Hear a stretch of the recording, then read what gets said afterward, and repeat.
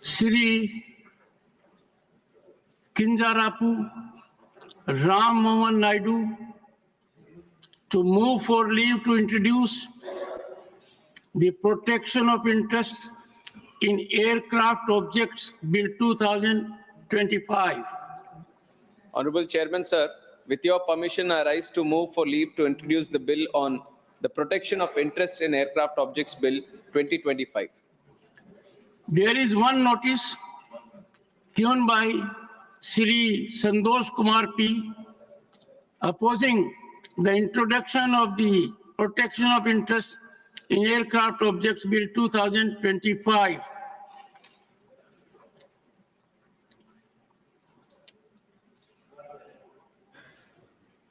Sir, would you like to say something? Go ahead. Are you on your seat? Pardon? Are you speaking from your seat? Yes, sir. Good. This is only to highlight that I always speak from my seat only. only. I want everyone to know that they can speak only from their seat. Right.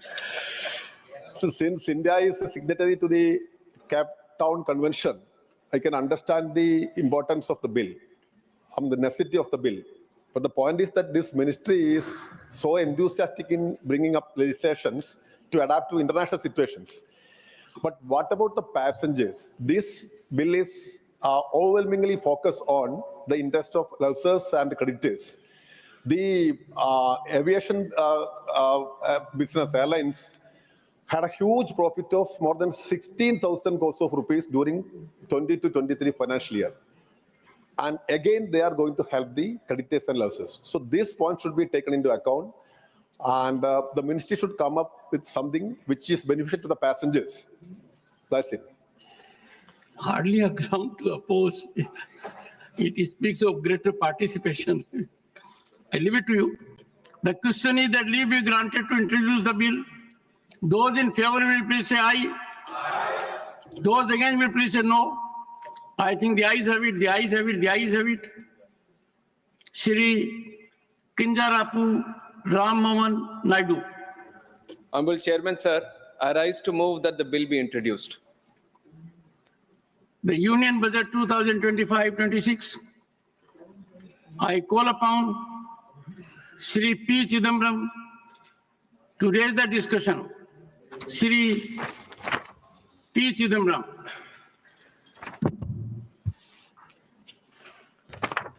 Mr. Chairman, I thank the Honorable Finance Minister for presenting the budget for 2025-26. There ought to be a philosophy behind the budget. But I cannot divine one in this budget. I shall not attempt to do so, because after going through the budget speech and the budget numbers, I believe there is no philosophy behind the budget. It is obvious that the budget was politically driven. I shall not elaborate upon that, but I congratulate the Finance Minister for achieving one of her objects a couple of days ago. Congratulations, Finance Minister. I would like to start on an unusual note. The Finance Ministers asked this House to appropriate 20,517 crore for the Ministry of External Affairs. Usually the MEA does not figure in a budget speech, but I want to start with the MEA. I'll tell you why. In 2023-24, the past year, we allocated 28,915 crore. In the current year, the revised estimate is 25,277 crore. almost 3,600 crore less in the current year. And for next year, the finance minister is asking for only 20,517 crore. Another 5,300 crore less. I wish the External Affairs Minister is here. I suspect that, and I hope not, I suspect that the Finance Minister is doing a Elon Musk on the External Affairs Minister. Somebody must explain.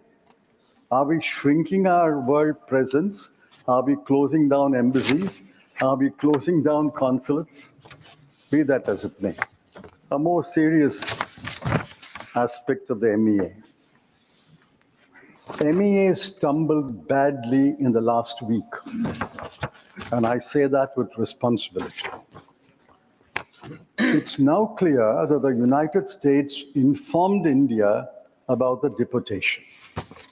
They gave a list of deportees. India verified the list and confirmed that 104 or so names are Indian citizens. So this was not a surprise to us. It was a surprise to the rest of the people. The deportation was known to the MEA. The External Affairs Minister met Secretary of State Rubio a few days before the deportation. And that was all published in the newspapers. I asked the government, did the External Affairs Minister raise the matter with Mr. Rubio? Did he know about the SOP? He told this House the SOP has been in place for many years, since 2012. If he knew about the SOP, did he protest the SOP to the Secretary of State of United States? Did he know about the SOP requires them to handcuff, tie the legs with ropes and mask? If he knew about it, did he protest to Mr. Rubio? If he did not protest, why did he not protest? And the most important question, did the External Affairs Minister... Are you yielding? Are you yielding? I'm not yielding, I'm only stating on basis of what he said. He can reply later. Did the External Affairs Minister... He can reply later. Sir, did the External Affairs Minister offer to Mr. Rubio, we will send an aircraft to bring our Indian citizens back? Yes. Another serious matter, another list of 483 Indians who have been identified as illegal immigrants. I don't know when the deportation will take place. I ask a specific question. Will the government send an Indian aircraft to bring back the Indian illegal immigrants?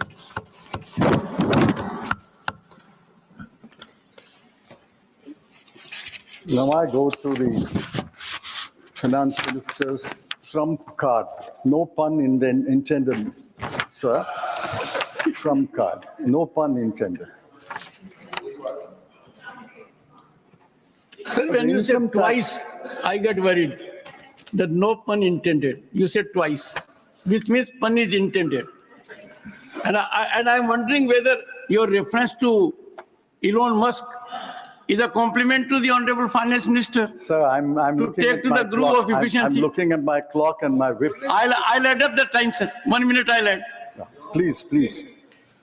Income tax cut is the FM's main thrust of this debate, and she has given a number of interviews. The House should know that only 3.2 crore persons pay income tax, from the last figures available. The rest file returns, but they pay nil tax. She has raised the government has raised the threshold from 7 lakhs to 12 lakhs, and it applies to all taxpayers right up to the highest taxpayer. Now, I've looked at the CBDT statistics of taxpayers, the last available statistics. My rough calculation is about 80 to 85 lakh taxpayers will go out of the tax net from next year, and 2.5 crore will benefit. But the 2.5 crore includes not only the middle class, which the finance minister passionately championed, it includes 2,27,315 persons who returned a total income of more than 1 crore. It includes 262 persons who returned a total income of more than 100 crore. And it includes 23 persons who returned a total income of more than 500 crore. So this is not benefiting the middle class alone, which I welcome, but it's benefiting the very rich and the richest in the world. Yes. Finance ministers also claimed that she had foregone 1 lakh crore rupees. Yet she has claimed that the net tax revenues to the center will grow by 11.1% in 25-26. In 24-25 also it grew by 11%. So it's about the same number. After foregoing 1 lakh crore, in this budget, how does she claim that the net tax revenues to the center will grow by the same 11%? This is pure magic, not mathematics. I will reserve how this magic unfolds, and I will comment on it later. Secondly, the finance minister says this 1 lakh crore will go into consumption, and that consumption will boost the economy. I find initially a lot of cheerleaders accepted that claim. But in the last 2-3 days, even the finance minister's cheerleaders are becoming skeptical about it. I asked the Honorable Finance Minister, will not part of the 1 lakh crore go into savings? SBI chairman has hoped that part of it will come to him and the banking system. Will not part of the 1 lakh crore go into repaying old household debts? Will not part of the 1 lakh crore go into travel abroad? Will it not go for educating children abroad? And will it not go into consuming imported goods? If you deduct all this, how does the Honorable Finance Minister claim that the entire 1 lakh crore will go into consuming domestic goods and services? It's only consumption of domestic goods and services will boost the GDP rate. And besides, what is 1 lakh crore when compared to the size of the GDP? The size of the GDP this year is 324 lakh crore. 1 lakh crore of 324 lakh crore is 0.3. Are you seriously saying, and are you asking this House to believe that 0.3% will boost the economy? My humble advice to the finance minister is, don't rely on only one engine of growth, consumption. Look at other engines of growth, like exports, capital investment. Those other engines must be revved up. You can't rely upon one engine of growth.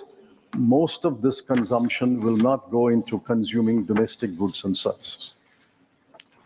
Now contrast what she has forgotten. She remembered the middle class, but I congratulate her for that. But what about the section of the people whom she has forgotten. Look at the plight of Indian households. I'm taking purely from government numbers. Between 2012 and 2024, in the 12-year period, food inflation was 6.18%. Education inflation was 11%. Healthcare inflation was 14%. These have crippled Indian households. Household savings have fallen from 25.2% to 18.4%. And household consumption saving in September survey in 2023 shows, and mark these numbers, average monthly per capita expenditure of a rural family is only 4,226. And in urban areas, it is 6,996. Now we must examine these numbers more closely. This is the average for the whole India, 4,662 and 6,996, average for the whole India. But the bottom 50% will be even less. And bottom 50% of the 50% will be even less. Now, what has this budget done for the average Indian household in the bottom 50% and the bottom 25%? Nothing. What relief has the Honorable Finance Minister given them? She could have done one of several things. I'm not saying she should have done all the 4 things that I mentioned. She could have done one of several things. One, instead of cutting income tax, or along with cutting income tax, she should have cut the GST. Everybody pays GST. The richest and the poorest pay in GST. She could have cut GST. She could have cut the tax on petrol and diesel. Everybody indirectly or directly uses petrol and diesel. She could have increased the Maganrega daily wage. She could have increased that rate because the poorest are the ones who are going to Maganrega work. And she could have raised the statutory minimum wage across the board under the Minimum Wages Act. That would have benefited thousands and thousands of labor.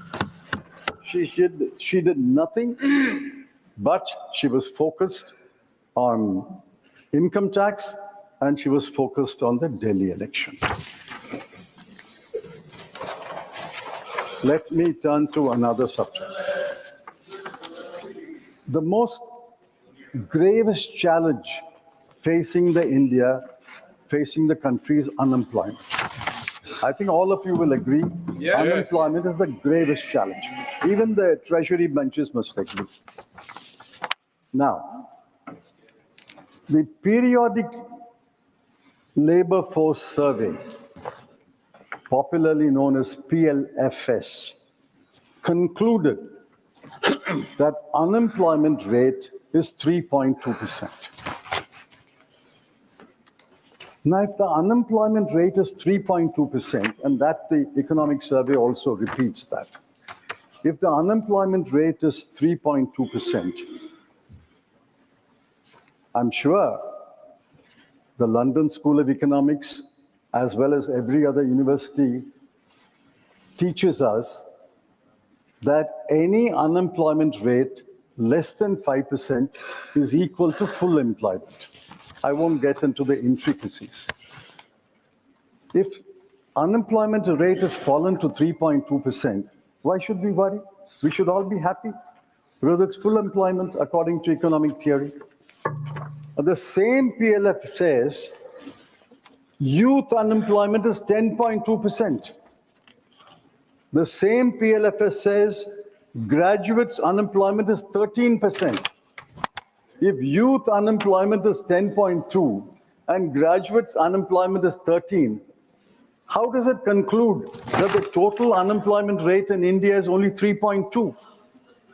For every job, for 100 jobs, there are a million applicants.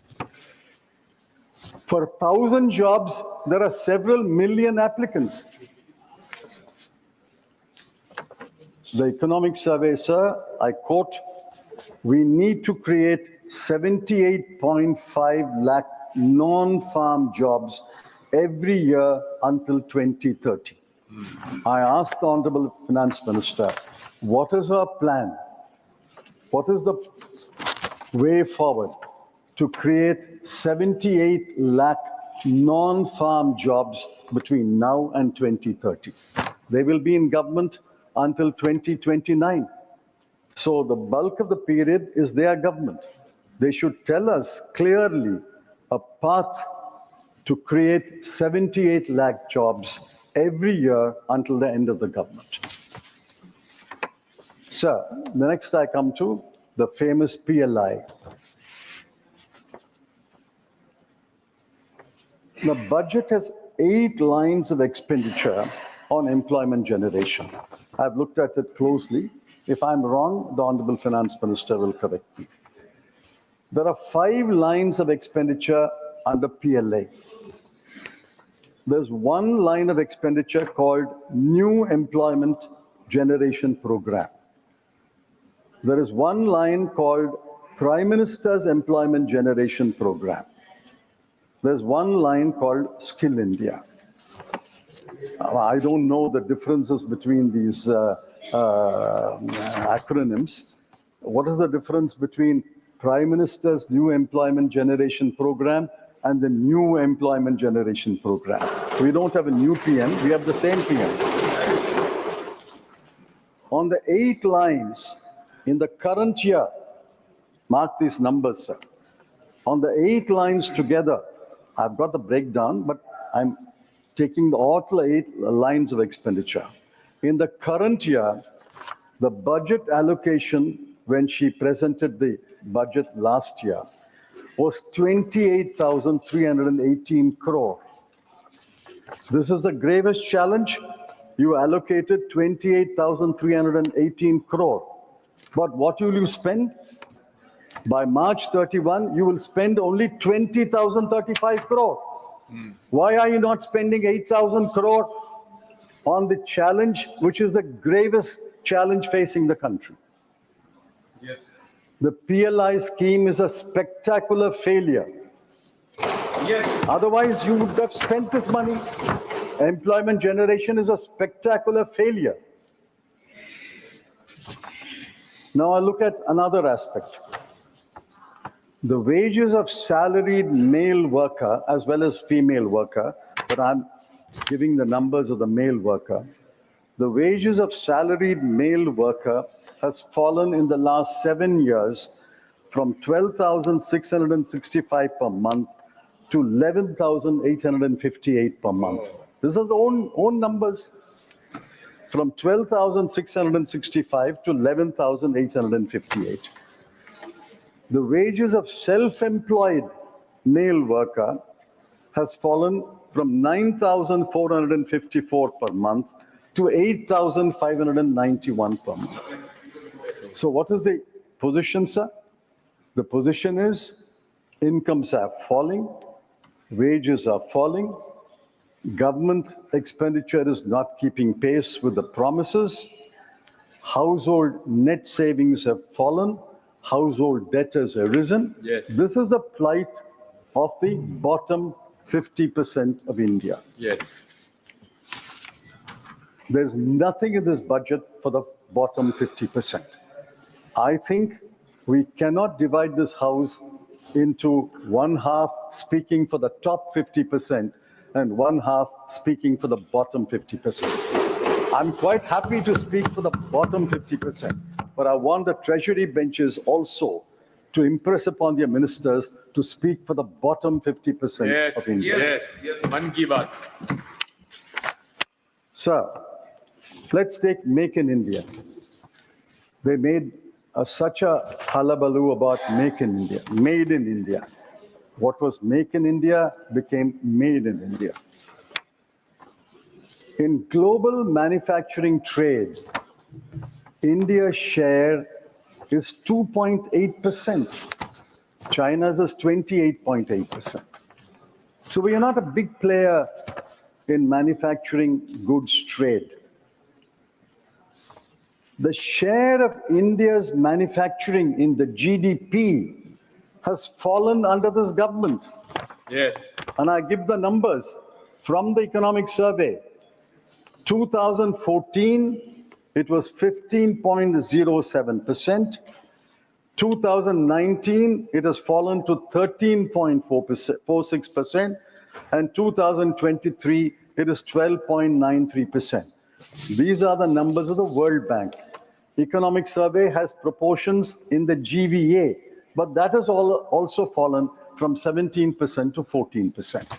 So manufacturing as a proportion of GDP has not increased under this government.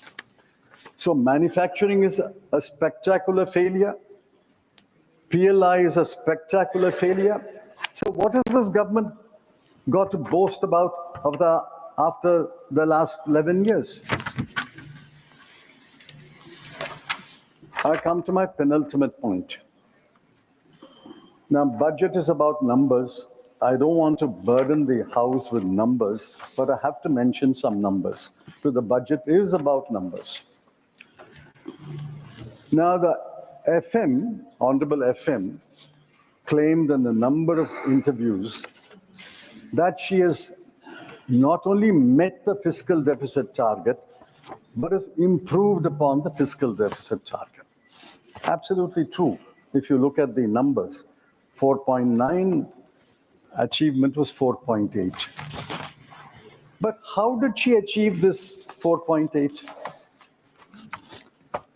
She cut capital expenditure by the central government by 92,682 crore. Not revenue expenditure, sir. Capital expenditure by the central government was cut by 92,682 crore. She cut the grants in aid to states for creating capital assets, that's another form of capital expenditure, by 90,887 crore. So total cut in capital expenditure by the center and the states, I'm not apportioning blame, but the center and the states in the current year will be 1,83,569 crore.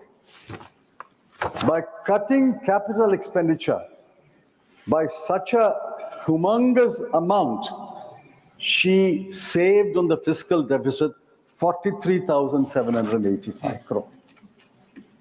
I can understand if she has saved on the fiscal deficit 1,83,000 crore. It is bad policy, but I will understand. But after cutting 1,83,000 odd crore, she saved about 44,000 crore. Is it good policy? I don't know. Is it good economics? I say no, it is not good economics. Yes. You can't cut capital expenditure and compress your fiscal deficit and say, I have met my fiscal deficit, I've improved my fiscal deficit.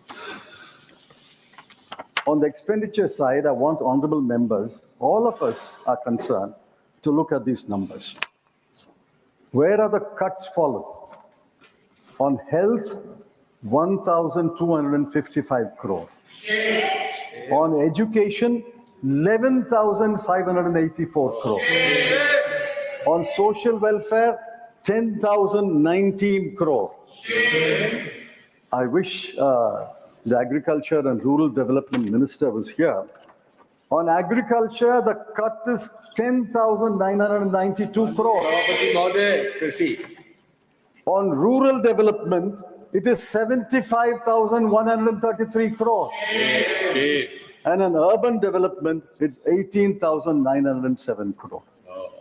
Why do you make these cruel cuts? There are other unkind cuts. I won't give the numbers on Poshan, Jal Jeevan Mission, National Social Assistance Program,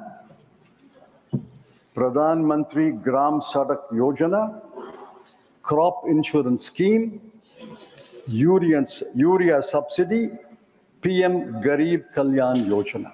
And all these programs there have been cuts. The most cruel cuts are, I hope I'm pronouncing this correctly, sir, Anusuchit Jati Yojana. Anusuchit Jati Yojana. 1,340 crore has been cut. Young Achievers Scholarship, 455 crore. Post-metric scholarship for scheduled caste, 860 crore. Program for development of scheduled tribes, 670 crore. You cut money for scheduled caste, scheduled tribe, and Anusuchit Jati. And you say, I have reached my fiscal deficit, I've improved my fiscal deficit. Look at the grand announcements in this budget. One grand announcement was Urban Challenge Fund, para 58 of the budget speech. I was impressed. Urban Challenge Fund, 1 lakh crore was announced. What is the allocation? 10,000 crore. Jal Jeevan Mission, para 55 of the budget speech. Jal Jeevan Mission says, we have provided water to 80% of the population of India, and we will provide for the remaining 20%. We are therefore extending the scheme. The budget estimate for the current year was 70,163 crore. Actual expenditure is 22,614 crore. I mean, this is pure magic, sir. You don't spend 1/4 or 1/3 of your money, and you claim that everybody has been provided water. Now I come to my last point. Sir, you will give me 1 more minute. I would say, I'd undertake it. Yeah. Now, what did the CEA say? The Chief Economic Advisor is a reasonably autonomous office. I'm glad the Honorable Finance Minister has given him the freedom to speak his mind and to be frank and forthright. I congratulate the Honorable Finance Minister in the end for that also. What did he say? Get out of the way. Yes. It's all we are saying, get out of the way. In a different context. Deregulate. Deregulation drives growth.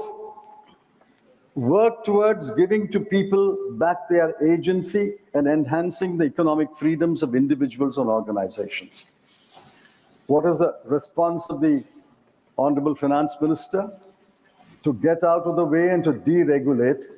Her response is to announce in the budget speech 7 new schemes, 8 new missions, and 4 new funds. Now, where will the money come from these schemes and missions and funds? I don't know, because there's no allocation. Sir, in conclusion, I want to say this. Half a minute. Governance is in the present. There is a government, but I'm sorry to say there is little governance. There is no philosophy, therefore no policies. In 1991, we faced a graver situation. There was a man entered this parliament, entered the North Block. Yes. He had an economic philosophy. Yes. He followed it with policies that required wisdom and farsightedness. Dr. Manmohan Singh had them. And I'm urging the Honorable Finance Minister to recapture the wisdom and the farsightedness of Dr. Manmohan Singh. One last question. This is through the Finance Minister to the government. Why have you not conferred a Bharat Ratna on Dr. Manmohan Singh?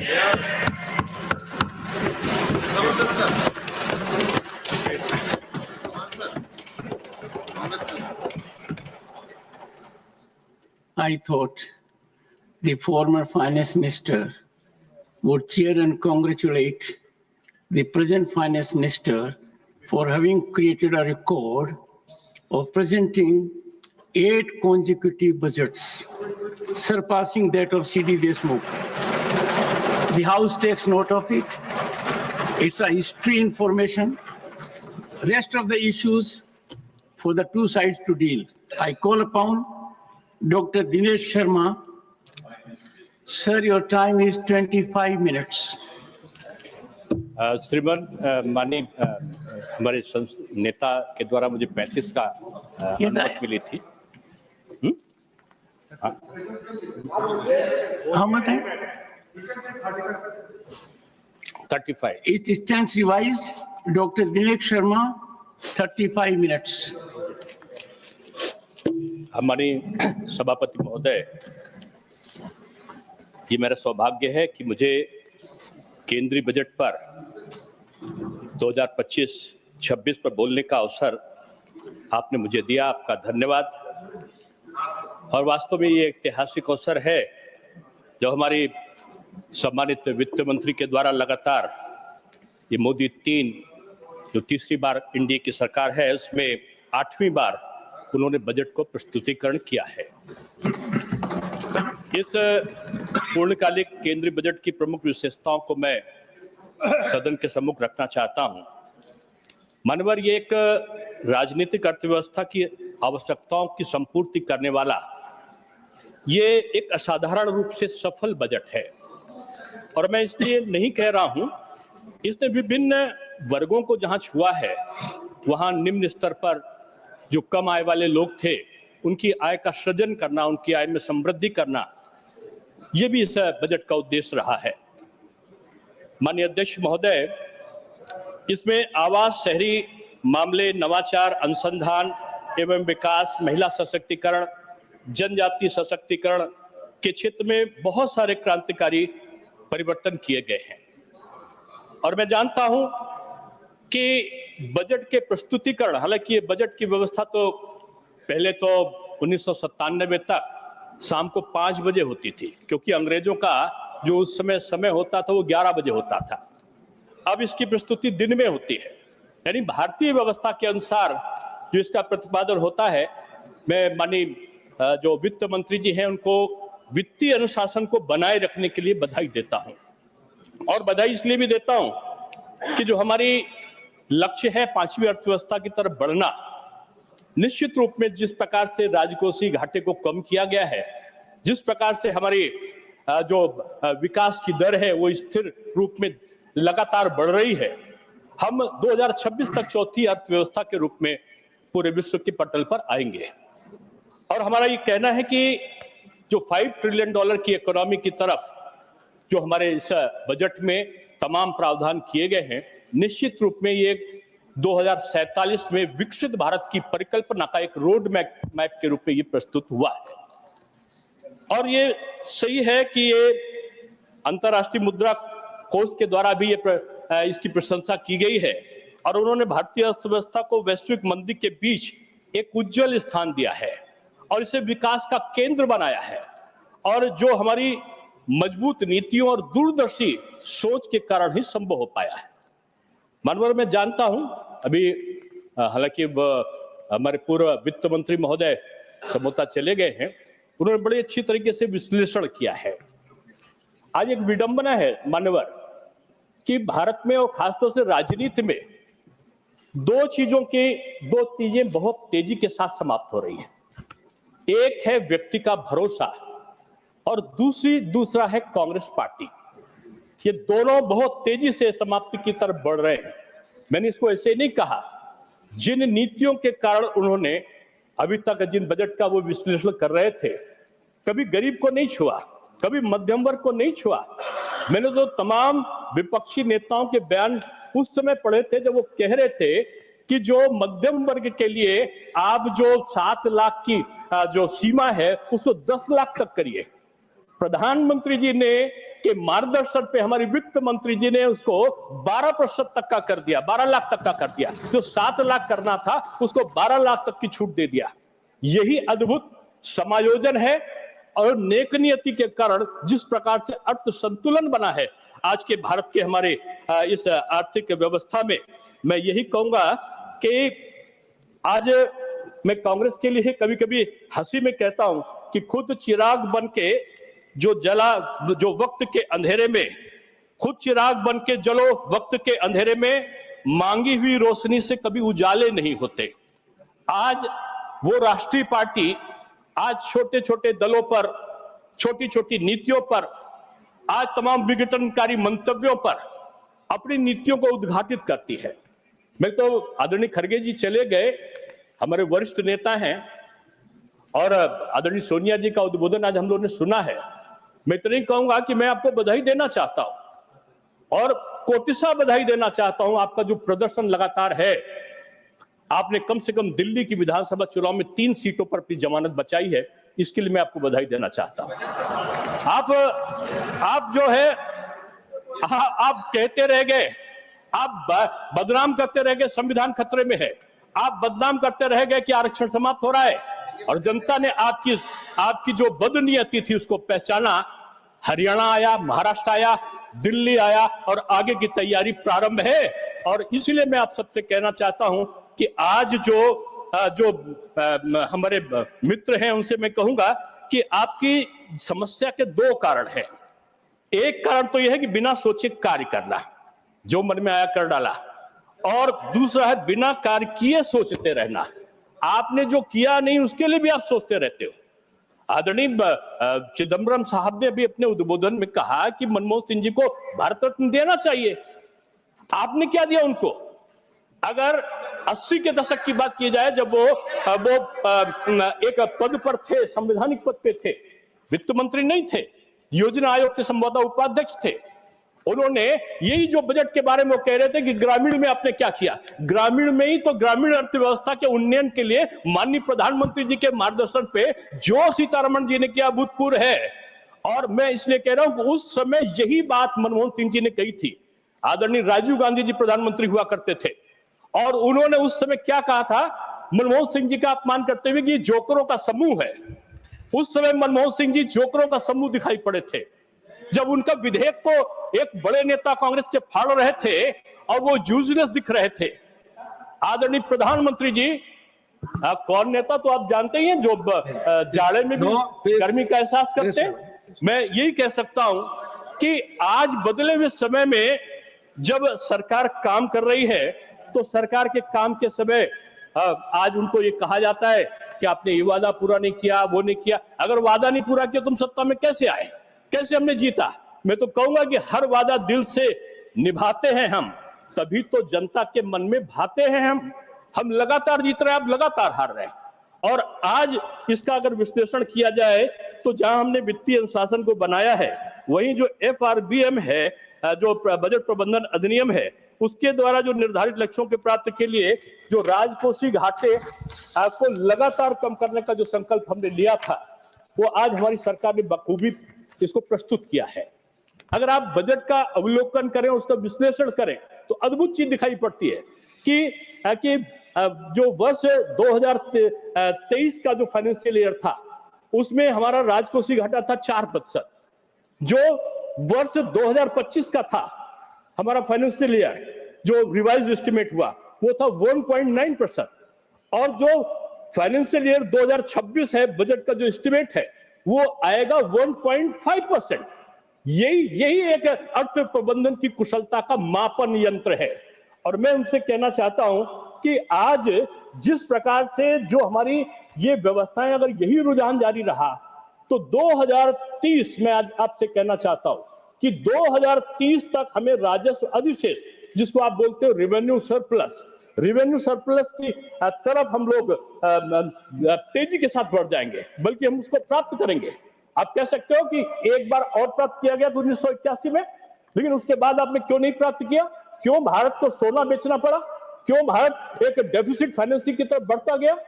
आपकी नीतियों ने भारत को कमजोर बनाया और पराधीन बनाया, और वही कारण था कि आपने सड़ा हुआ लाल रंग का गेहूं आप अमेरिका से मंगाते थे, यहां पर राशन कार्ड लेके लोग लाइन लगाते थे, लाठी चार्ज होता था और बामुश्किल से वो थोड़ा सा राशन मिलता। आज यही आर्थिक नीतियों के कारण आज कुछ कुछ प्रदेशों में तो 10 किलो राशन मुफ्त मिल रहा है, कहीं 5 किलो राशन मुफ्त मिल रहा है। यही अर्थ प्रबंधन का एक सारांश है जिसको समझने की जरूरत थी। और मैं ये कहना चाहता हूं कि आज माननीय जो हमारे वित्त मंत्री महोदय हैं, उनको मैं धन्यवाद देता हूं।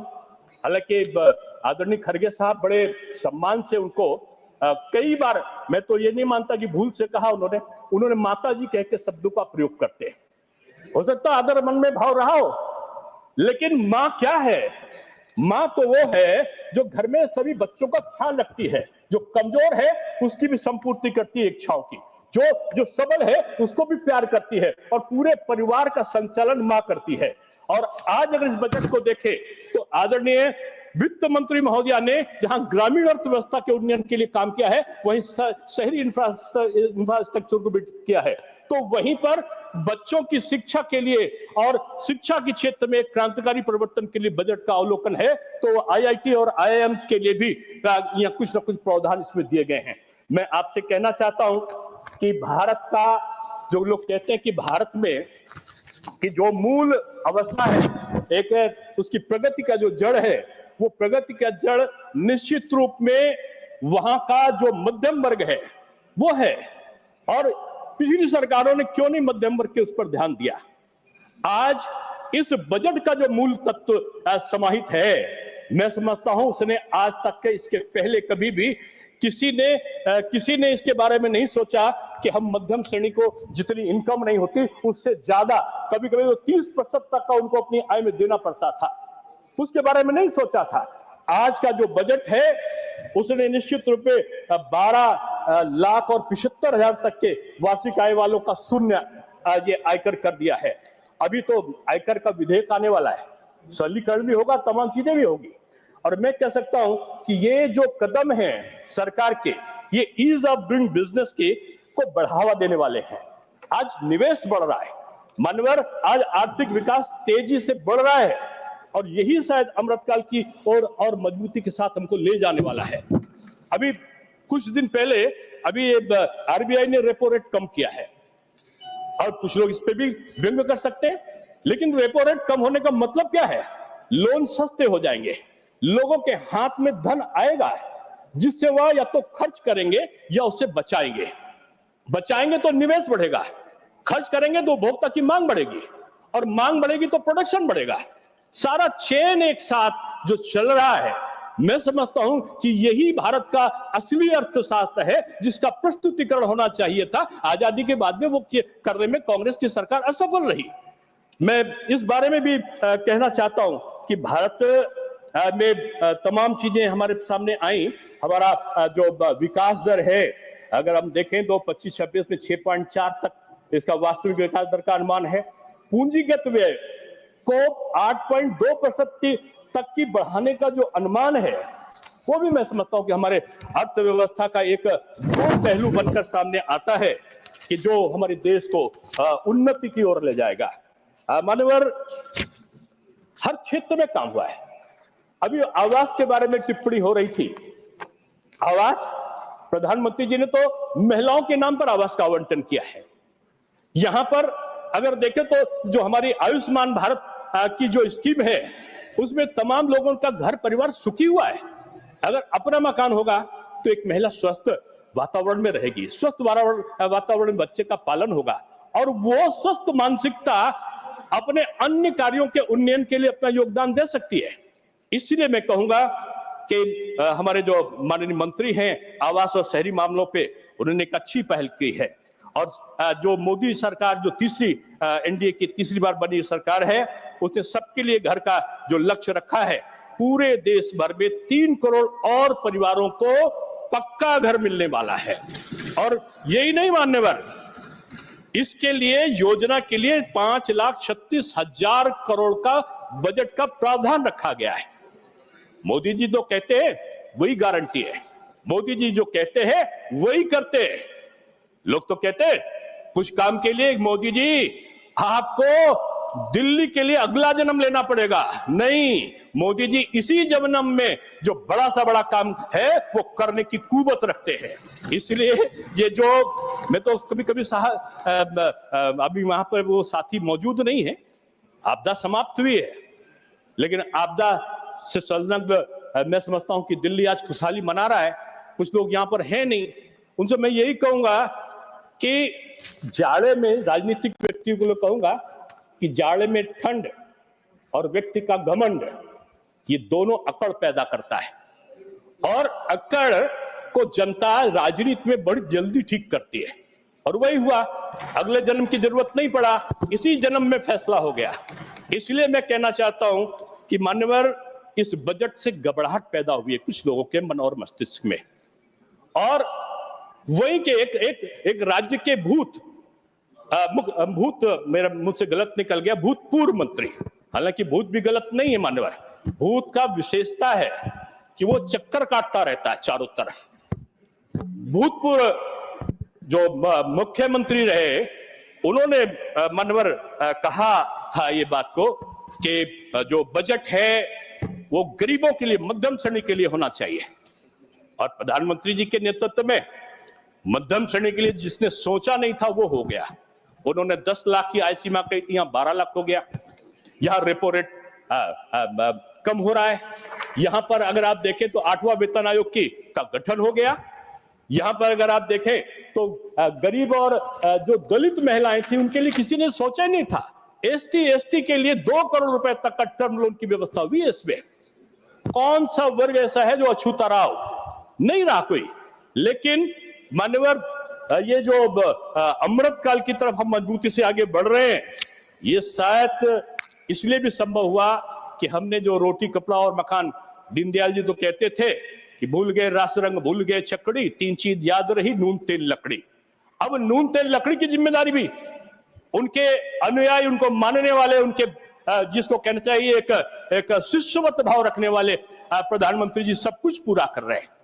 अब अगर जरूरत है तो दवा सरकार करेगी, बच्चे का विवाह है चिंता सरकार करेगी, शिक्षा है उसके मुफ्त शिक्षा हमारी सरकार करेगी, आज रोजगार है तो मुद्रा लोन की बड़ी राशि सरकार देगी। हर चीज की चिंता करने वाली ये चिंतनशील सरकार है मानवर। इसीलिए मैं कहता हूं, चिंता जो करे, चिंता करता है तो निश्चित रूप में वो पराभव का भाव लेता है। और जो चिंता करने वाले लोग थे वो आलोचना करते थे, कटाक्ष करते थे, व्यंग्य करते थे।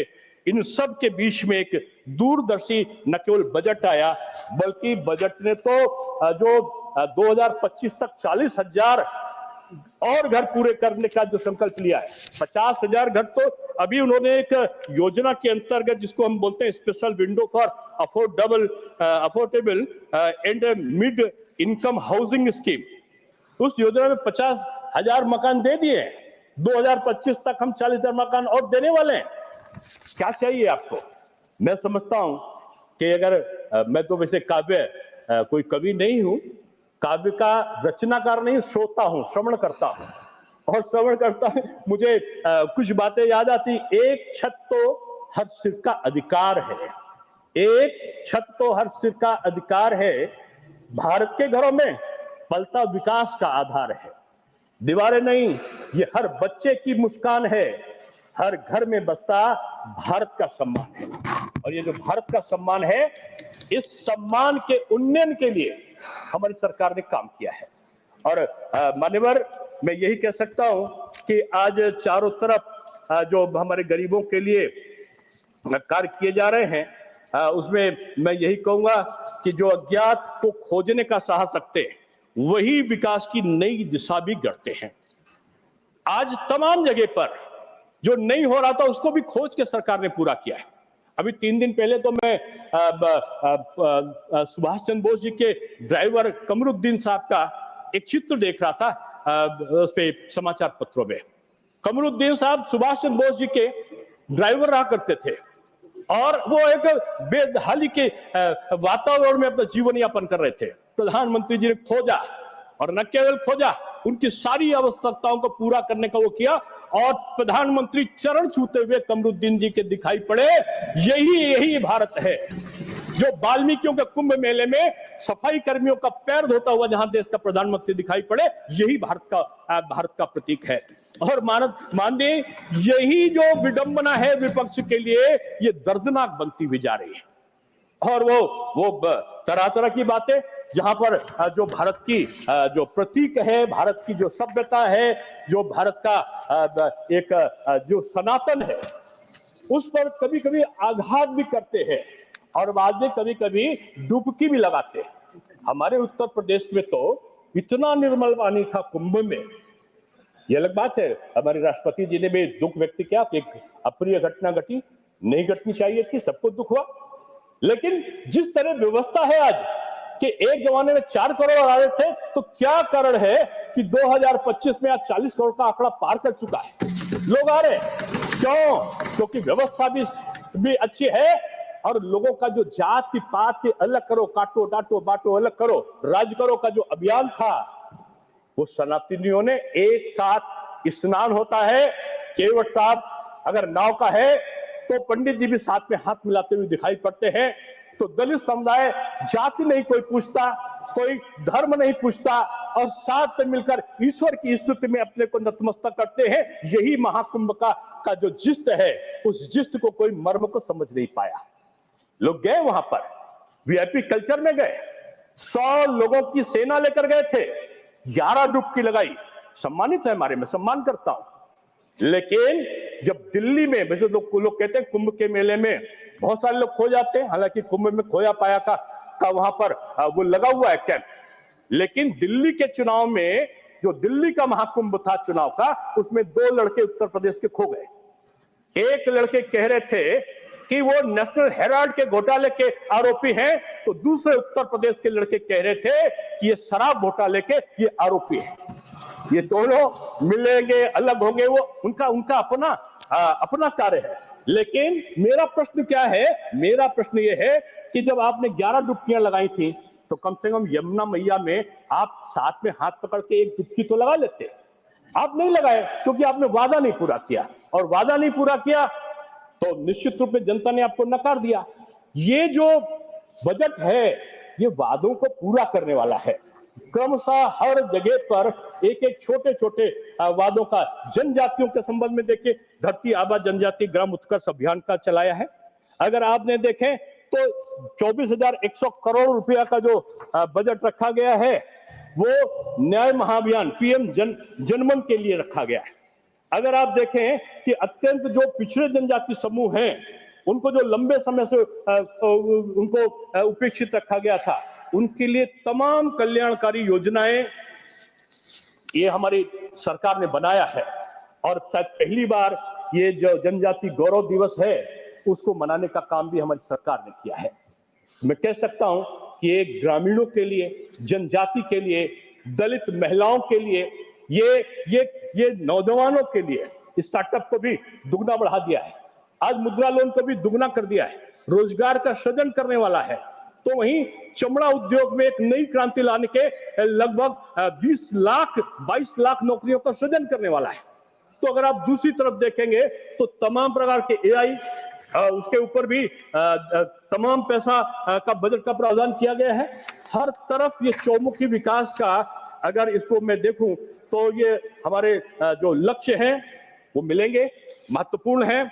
लेकिन अगर इसमें कोई बहाना ढूंढता है कोई कि हमने उस समय था, नहीं हुआ, आपको ये करना चाहिए था, निश्चित रूप में हमको जो करना चाहिए था हम कर रहे हैं। हमने तो आर्थिक सशक्तिकरण के लिए एक जनजातीय विकास मिशन को शुरू किया है। उद्यमिता के लिए हमने वोकल फॉर लोकल को शुरू किया है। हमने आवासीय विद्यालयों के माध्यम से 1,25,000 आदिवासी बच्चों की गुणवत्ता की शिक्षा को हमने आगे लिया है। हमने 10 वर्षों में, हमारी सरकार ने 10 से 30 नए मेडिकल कॉलेज जो है आदिवासी क्षेत्रों में खोलने का निर्णय लिया है। श्रीमान, शायद यही वेदना थी और यही वेदना बजट के राष्ट्रपति महोदया के भाषण के पहले दिन दिखाई पड़ी। आदिवासियों के लिए भाजपा सरकार योजना लाएगी, दलित के लिए भाजपा सरकार योजना लाएगी। एक बड़े नेता, मैं फिर से, क्योंकि वो सदन के नेता नहीं है, प्रतिपक्ष नेता होंगे, लेकिन उनका जोश इतना रहता सदन में खुद तो सोते हैं, लेकिन जब राष्ट्रपति महोदया भाषण करती है तो कहती उबाऊ भाषण था। एक आदरणीय जो खुद बहुत अमीरी का जीवन जी रही है, वो पुअर लेडी कहती है, सुस्त लेडी है या थकी हुई लेडी बताते हैं। कौन थका इसका निर्णय आप करेंगे? एक संवैधानिक पद पर आसीन एक उच्च पदस्थ आदिवासी महिला के संबंध में इस प्रकार के वक्तव्यों का मैं समझता हूं कि भारत की राजनीति में यह शर्मनाक है। और यही नहीं, एक उन्हीं के पार्टी के एक नेता है, बंगाल से आते, पहले नेता थे उनके, कहते हैं ये राष्ट्रपत्नी के रूप में उनको संबोधित किया। आप अपमान की कौन सी सीमा पर ले जाना चाहते हो? एक नेता जो कभी उनके साथ रह के उनका पूरा का पूरा वो लेते हैं झूठ का एक पुलिंदा लेकर उनके बारे में कि ये राम मंदिर नहीं गई, ये वहां नहीं गई। अरे आपको क्या पता भाई, माननीय राष्ट्रपति महोदया तो आज कुंभ में स्नान कर रही है। यही भारत की सनातन संस्कृति है। और अगर उनके बारे में पता करना तो सर्च कर लेना। ये धर्म को प्रदर्शन नहीं करती, वो वास्तव में अगर देखा जाए तो मई 2024 में हमारी राष्ट्रपति महोदया राम मंदिर गई थी और उन्हें सरयू का स्नान भी किया था, वहां पर पूजा भी की थी, महाआरती में शामिल भी हुई थी। आपको जानकारी नहीं है। आप तो आरोप इसलिए लगाते हैं जिसमें आप भेद पैदा करें, ये अगड़ा, ये पिछड़ा, ये अनुसूचित, ये दलित, ये इनको बांटो, इनको अलग करो और फिर राज करने की परिकल्पना करो। ये कुंभ में चले जाएंगे तो कुंभ में ये सब आपस में मिलकर एक साथ कैसे हैं? इसलिए इनका जो दुश्मनी था, मैं दुश्मनी शब्द का प्रयोग कर रहा हूं, तो वो किसी और पे नहीं था, वो कुंभ पे और सनातन पर था, इसलिए कि सब आपस में मिल क्यों रहे। ये दुख की घड़ी आ जाए इसकी तलाश में भटक रहे थे। इनकी जो गिद्ध दृष्टि है वो एक दुखद घटना की तलाश में भटक रही थी, और एक घटना होने के बाद में जिस तरीके से सर्वनाथ बयान लगाए गए वो मैं समझता हूं कि उचित नहीं थे। आज समय बदला है मानवर, और इस बदले हुए समय में मैं समझता हूं कि आज ये जो हमारा बजट है, ये बजट एक नई दिशा दृष्टि की तरफ बढ़ रहा है। और इसकी दिशा दृष्टि को मैं इसलिए कहूंगा कि इसमें अटल इनोवेशन मिशन से लेकर नेशनल क्वांटम मिशन तक की इसमें उपलब्धता है। इसमें विजन है एआई और सेमीकंडक्टर इकोसिस्टम को मजबूत करने से लेकर डीप टेक स्टार्टअप को बढ़ावा देने तक की। इसमें एक सोच है, 10,300 करोड़ के ऐतिहासिक निवेश के साथ इंडिया एआई मिशन, यानी भारत में कृत्रिम बुद्धिमत्ता के परिदृश्य को क्रांतिकारी रूप में बदलने के लिए भारत को तैयार करने का। मानवर ये बजट शोध और नवाचार, जिसको आप कहते हैं कि रिसर्च एंड इनोवेशन के क्षेत्र में वैश्विक हब बनाने के लिए अपनी प्रतिबद्धता को और मजबूत कर रहा है। ये ऐसे नहीं, अटल जी ने, लाल बहादुर शास्त्री जी ने कहा था जय जवान जय किसान, अटल जी ने उसमें एक जोड़ा जय विज्ञान। आदरणीय प्रधानमंत्री जी ने कहा जय जवान जय किसान जय विज्ञान जय अनुसंधान, और जय अनुसंधान के साथ आज ये तमाम नवाचारों के लिए आज हमारे वित्त मंत्री जी ने तमाम इसमें प्रयोग करने के लिए धन का आवंटन किया है। शायद यही परिणाम था कि जो वैक्सीन का उत्पादन भारत ने स्वयं कर डाला, और वैक्सीन का उत्पादन करने के साथ साथ 120 देशों को भारत ने उसकी संपूर्ति की। अब भारत प्रधानमंत्री जी के नेतृत्व में अब वो याची नहीं है, ये भारत अब दाता बनके 2047 के विकसित भारत की परिकल्पना की तरफ तेज गति से अपनी आर्थिक यात्रा को पूरा कर रहा है। और मान्यवर, मैं कहूंगा कि आज भारत में न्यूक्लियर एनर्जी मिशन की तरफ, स्वच्छ और टिकाऊ ऊर्जा को बढ़ाने की तरफ, और अगर कहा जाए निजी भागीदारी से रिसर्च डेवलपमेंट और इनोवेशन के साथ साथ 20,000 करोड़ के निवेश की तरफ बढ़ रहा है, तो ये अतिशयोक्ति नहीं है। हमारा जो भारत है वो नवाचार अनुसंधान की संस्कृति को आगे बढ़ा रहा है। शायद यही विकसित भारत 2024 की परिकल्पना, 2047 की परिकल्पना है। नारी जीवन हाय तेरी यही कहानी, आंचल में है दूध और आंखों में पानी। हमने बहुत सारी ये कविता की लाइन को समय समय पर प्रयोग किया है, इसका उल्लेख किया है। लेकिन ये क्यों किया? क्योंकि उस समय की व्यवस्था थी, नारी जो आधी आबादी की हकदार थी उसको अधिकार नहीं मिला था। उस नारी के अत्याचारों की बाढ़ थी, शिक्षा नहीं थी, तमाम कुरीतियों की शिकार थी वो।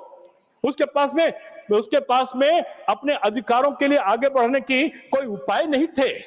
तमाम रूढ़िवादिता से घिरी हुई वो नारी के बारे में शायद उस समय, आज से 50 साल पहले की ये उक्तियां कि नारी जीवन है तेरी, वो यही कहानी आंचल में है दूध और आंखों में पानी, नहीं। आज के मोदी जी के भारत में, प्रधानमंत्री काल के भारत में अब नारी जीवन है तेरी कहानी नहीं है। अब नारी के जीवन में ना आंसू है न पानी है, नारी के जीवन में उमंग है, उत्साह है, आगे बढ़ने की परिकल्पना है। और यही कारण है कि आज मान्यवर ये बेटी बचाओ बेटी पढ़ाओ योजना, बाल विवाह की मुक्त के भारत अभियान, ये प्रधानमंत्री मातृ वंदना योजना, ये लखपति दीदी योजना, ये नारी शक्ति वंदना अधिनियम, और इनके साथ साथ अगर आप देखो तो 91 लाख से अधिक स्वयं सहायता समूह के माध्यम से 10 करोड़ महिलाओं के सशक्तिकरण का अभियान, और इनके साथ साथ 3 करोड़ लखपति दीदी बनाने का अभियान प्रारंभ हो चुका है। 1 करोड़ और 15 लाख महिलाएं इस मुकाम तक पहुंच चुकी हैं। यही भारत है, यही भारत की अर्थनीति है, यही भारत का प्रबंधन है, यही भारत का स्वराज्य है। और मैं कहना चाहता हूं कि 6 महीने में जो आगे जो है कि जो बीते 6 महीने हैं, ये इसमें 50 लाख महिलाओं ने इस लक्ष्य को प्राप्त भी किया है। मान्यवर, बहुत सारी चीजें, मैंने तो एक उक्ति बताई, एक कविता की लाइन बनाई। मैं लखनऊ का हूं और लखनऊ में एक शायर हुए थे, मशहूर शायर मजाज लखनवी। उन्होंने कहा कि तेरे माथे पे ये आंचल बहुत ही खूब है, तेरे माथे पे ये आंचल बहुत ही खूब है, लेकिन तू इस आंचल से एक परचम बना लेती तो अच्छा था। अब वो आंचल से वो परचम लहरा रही है। आज वो गृहिणी नहीं है, आज वो फाइटर प्लेन को चलाने वाली भी बन चुकी है, आज वो नेतृत्व करती भी है, तो आज वो राजनीति में भागीदारी भी कर रही है। महिला सशक्तिकरण के इस दौर ने पूरे विश्व को भारत का विश्लेषण करने के लिए मजबूर किया है। मान्यवर, मैं कह सकता हूं कि आज जो जहां प्रधानमंत्री जी ने, जैसे कहते हैं ना कि लोग कहते हैं कि राजकुमार राम, जो मर्यादा पुरुषोत्तम श्री राम थे, उनके बारे में कहते हैं कि राजकुमार राम को भगवान राम का बनाने का कार्य जनजातीय समाज ने किया था। आज उस जनजातीय समाज के उन्नयन के लिए जिस प्रकार से काम किया है, मैं समझता हूं कि ये अद्भुत है। और तमाम विश्लेषणों पर अगर देखा जाए तो आज ये 70 साल के बाद भी आज भारत अपने आगे बढ़ने की जो कगार पे चला है, वो है हमारे देश का संविधान। और शायद संविधान ने जो कहा था कि हमारे यहाँ का सब निचले स्तर के लोगों का उन्नयन हो, तो आज मध्यम श्रेणी के लोग, जो आज 8वां वेतन आयोग बना है, आज उनको रेपो रेट कम करने के बाद लोन की सीमा बढ़ेगी, वो बचत करेंगे। आज जो जिस प्रकार से उनको ये 12 लाख रुपए तक का आयकर की सीमा से वो मुक्त हुए हैं। मैं समझता हूं खर्च जब बढ़ेगा तो ये जो सीमाएं हैं, वो लाभ हैं, वो भारत की विकासशीलता में आगे बढ़ेंगे। मैं आदरणीय विद्युत जन यहाँ से लापता हो जाते हैं, रोज ही हो जाते हैं। आज क्या है, ये पूरे भारत के परिदृश्य से लापता हैं। मैं उनको कहना चाहता था, लेकिन मैं उनसे यही कहूंगा कि आप लकीर दूसरों की छोटी करने में क्यों लगे रहते हो? कभी आपने लकीर को बड़ा करने की क्यों नहीं सोचा? मोदी जी कहते नहीं, करते हैं।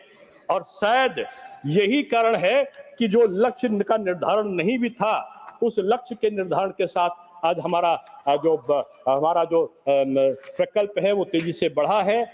मानवर, मैं कहना चाहता हूं कि आज जो महंगाई की दर है वो 10 वर्षों से 5.1% रही। आदरणीय चिदम्बरम जी चले गए, मैं उनसे कहना चाहता हूं, आपने क्यों नहीं किया? आपके पास तो अवसर था, आपने नहीं कर पाए। भारतीय जनता पार्टी की सरकार आने के बाद, जब मनमोहन सिंह जी के कार्यकाल में या उसके पहले महंगाई की दर 10 वर्षों में 5.1 रही, जबकि मनमोहन काल में ये दर करीब 8.2% थी।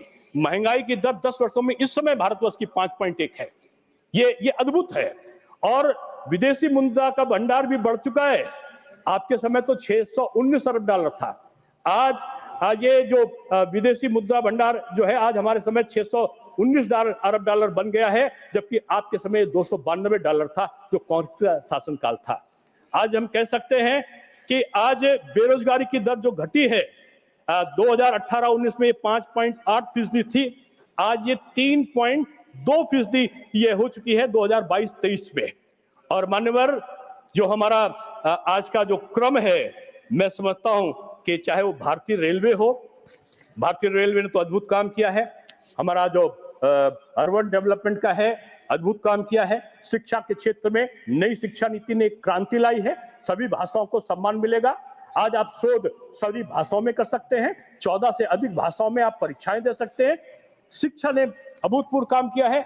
और गृह मंत्रालय ने एक लाइन खींची है, लोग कहते थे कि आप तो झूठा वादा करते हैं, लेकिन क्या हुआ, 70 साल की समस्या 70 मिनट में 1, 2, 3 हो गया और पता चला कि धारा 370 और 35 एक गायब हो गया। आज कश्मीर में सुशासन है, आज कश्मीर अच्छा आगे बढ़ रहा है। और मैं यही कहना चाहता हूं कि आज रीजनल ट्रेन का युग है, हवाई अड्डे तेजी के साथ बढ़ रहे हैं, railway, waterway, highway, bullet train, सुधार हाईवे, ऐतिहासिक सुधार ये जो हाईवे में है, ये सारा कुछ एक अद्भुत दिखाई पड़ता है। मनवर में नागपुर गया था चुनाव में, मैं देख के अचंभित था, क्या काम किया था माननीय मंत्री महोदय ने कि नीचे सड़क है, ऊपर पुल है और उसके ऊपर मेट्रो है। ये भारत आज चुनौती दे रहा है उन विकसित राष्ट्रों को जो डेवलपमेंट प्रोसेस में अब हमारी बराबरी, हम उनकी बराबरी तो कर चुके हैं, हम उनको पछाड़ने की तरफ आगे बढ़ रहे हैं। मानवर ये हमारा जो एक लक्ष्य है, मैं कहूंगा कि आज जो हमारा ये बजट है, ये तमाम उपलब्धियों को लाने वाला न केवल है, बल्कि इस बजट के माध्यम से मैं कह सकता हूं कि हम आज उन बारीकियों को भी देख रहे हैं जो बाबा साहब भीमराव अम्बेडकर जी ने जो सपना देखा था कि हम एक संवैधानिक व्यवस्था वाला भारत देखेंगे। एक संस्कृत भाषा को वो लाना चाहते थे। जर्मनी की एक यूनिवर्सिटी से उन्होंने संस्कृत भाषा पढ़ी भी थी, लेकिन उस समय की सरकार कांग्रेस ने नहीं लाने दिया था। आज कमरुद्दीन उस समय के एक भाषा समिति के व्यक्ति थे, उन्होंने संस्कृत को भाषा में लाने के लिए संसद में भाषण दिया था, लेकिन उस सरकारों ने उस सब चीजों को नहीं किया था। आज शिक्षा नीति के माध्यम से हो रहा है। माननीय अध्यक्ष महोदय, बस मैं इसको समाप्त करता हूं। आज फिर से लिए गए हमारे फैसले विकसित भारत की नींव रखेंगे, एक ऐसा भारत जो आर्थिक रूप से मजबूत, सामाजिक रूप से समावेशी, तकनीकी रूप से आगे हो, जहां तरक्की, समृद्धि, नवाचार की रोशनी पूरे विश्व में फैलेगी। मैं माननीय मंत्री, वित्त मंत्री श्रीमती निर्मला सीतारमण जी को इतना दूरदर्शी और प्रगतिशील बजट प्रस्तुत करने के लिए बधाई और धन्यवाद देता हूं और इसका पूरा समर्थन करता हूं। धन्यवाद। माननीय नेता सदन। माननीय उपसभापति जी, मैं जब भारत के पूर्व वित्त मंत्री बोल रहे थे तो मैं उसमें इंटरवीन करना चाहता था, लेकिन माननीय पूर्व वित्त मंत्री ने यील्ड नहीं किया, हमें परमिशन नहीं दी। लेकिन जो वो फैक्ट्स बोल रहे थे, मुझे लगता है कि उसको मुझे यहाँ पर क्लैरिफाई करना ये हमारी जिम्मेवारी है। पहली बात तो मुझे समझ में नहीं आया कि चिदम्बरम साहब वाज स्पीकिंग ऑन बजट और speaking on external affairs ministry. He started his speech where he questioned that did the foreign minister, external affairs minister, had a talk with the Secretary of State for Foreign Affairs of America. मुझे आश्चर्य हुआ कि ये question उन्होंने 2012 में क्यों नहीं पूछा when he was the minister. मुझे ये प्रश्न हुआ कि why did they didn't ask this question in 2013? Why did they didn't ask this question in 2009? Or the external affairs minister has given a written statement and he has come out, he gave a statement in the house, in this very house, where he explained in detail, and also along with that he took the questions also and gave the clarifications also. The clarifications were given, sir. The clarifications were given. मैं आज फिर इस बात को स्पष्ट करना चाहता हूं, क्योंकि ये ऐसा बताया जा रहा है जैसे कि ये जो डिपोर्ट किए गए ये अमानवीय ढंग से जो हुए, इसकी चिंता आपको ही है। ये अलग बात है कि 2009 में नहीं थी, 10 में नहीं थी, 11 में नहीं थी, 12 में नहीं थी, 13 में नहीं थी। जागे तो 2025 में जागे। देखिए, नेशनल इंटरेस्ट को कभी भी पॉलिटिकल चश्मे से नहीं देखना चाहिए, और मैं बताना चाहता हूं, honourable members would be aware that the process of deportation is not a new one. I repeat, not a new one, and has been ongoing for several years. I would like to share with the House the details of deportation from United States of America since 2009. Their numbers year-wise are as available with our law enforcement authorities is as follows: 2009, 734. ये सारे का सारा पढ़ा। अंत में एक second ये हो, सुनो जयराम जी एक second, I get your point. ये हो तो चुका है, पर होने के बाद माननीय चिदम्बरम जी ने बात कही, इसलिए आप बोल रहे हैं। I am cheering honourable leader of the house. me.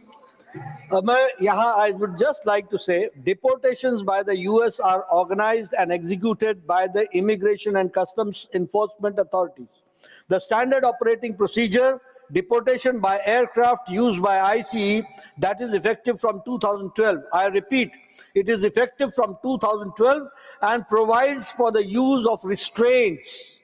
ये रिस्ट्रेंट्स में ही 2009 से लेकर के सभी लोग आए हैं, और ये 2025 में भी आए हैं।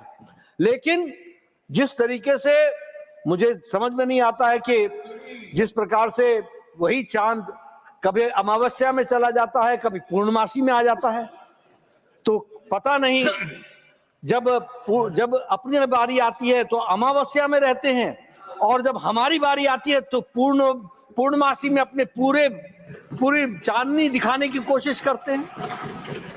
ये डबल स्टैंडर्ड्स ठीक नहीं है। इतने वरिष्ठ नेता ने बात कही तो मुझे हाउस में उसको क्लैरिफाई करना था, मैंने इसको क्लैरिफाई किया, और मैं इसको ऑथेंटिकेट भी करता हूं। You will get your term after one speaker. All right. I permit one thing. I permit very brief intervention by Tiruchi Shivaji. 1 minute. Sir, he gave a clarification that it is happening since 2012 that they are deported in the Air Force flight. But we would like to know whether they are being handcuffed and chained even from 2012. That's what he said. That's what he said. No, sir. No, sir. He said has not happened. He restraint. has not told that. He didn't tell that. The honorable, he didn't tell that. The honorable. One second. Let me clarify. I persuade members of the House. They are very learned to know about the procedure. Mr. Chidambaram knows it much more than anyone else. The expression used by the honorable leader of the House is very categorical restraint. You know that. And restraint means, sir, 2009 he said so. He exactly says the same thing. ये लोग, इधर के लोग कभी jail नहीं गए हैं। इनको इधर के लोग, अरे भैया मैं इधर बोल रहा हूं। इनको मालूम नहीं है कि जब कस्टडी ली जाती है तो आपको ध्यान में होगा। Ask them to behave actually.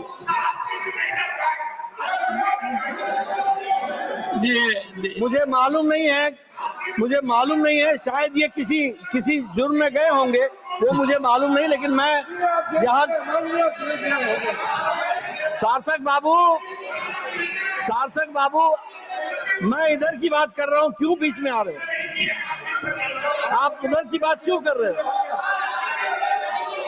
Please. इन्होंने जेल नहीं देखी है। कस्टडी में जब किसी को लिया जाता है, इसमें सारे एसओपीज लिखे हुए हैं। You have to follow those SOPs follow किए जाते हैं। वो सारे एसओपीज फॉलो किए जाते हैं, और वही फॉलो 2009 में भी हुए जो 2025 में हुए। The House is progressing rather well, and ignore the first few minutes. It should not be a precedent. I will make one appeal. The honorable members of this House may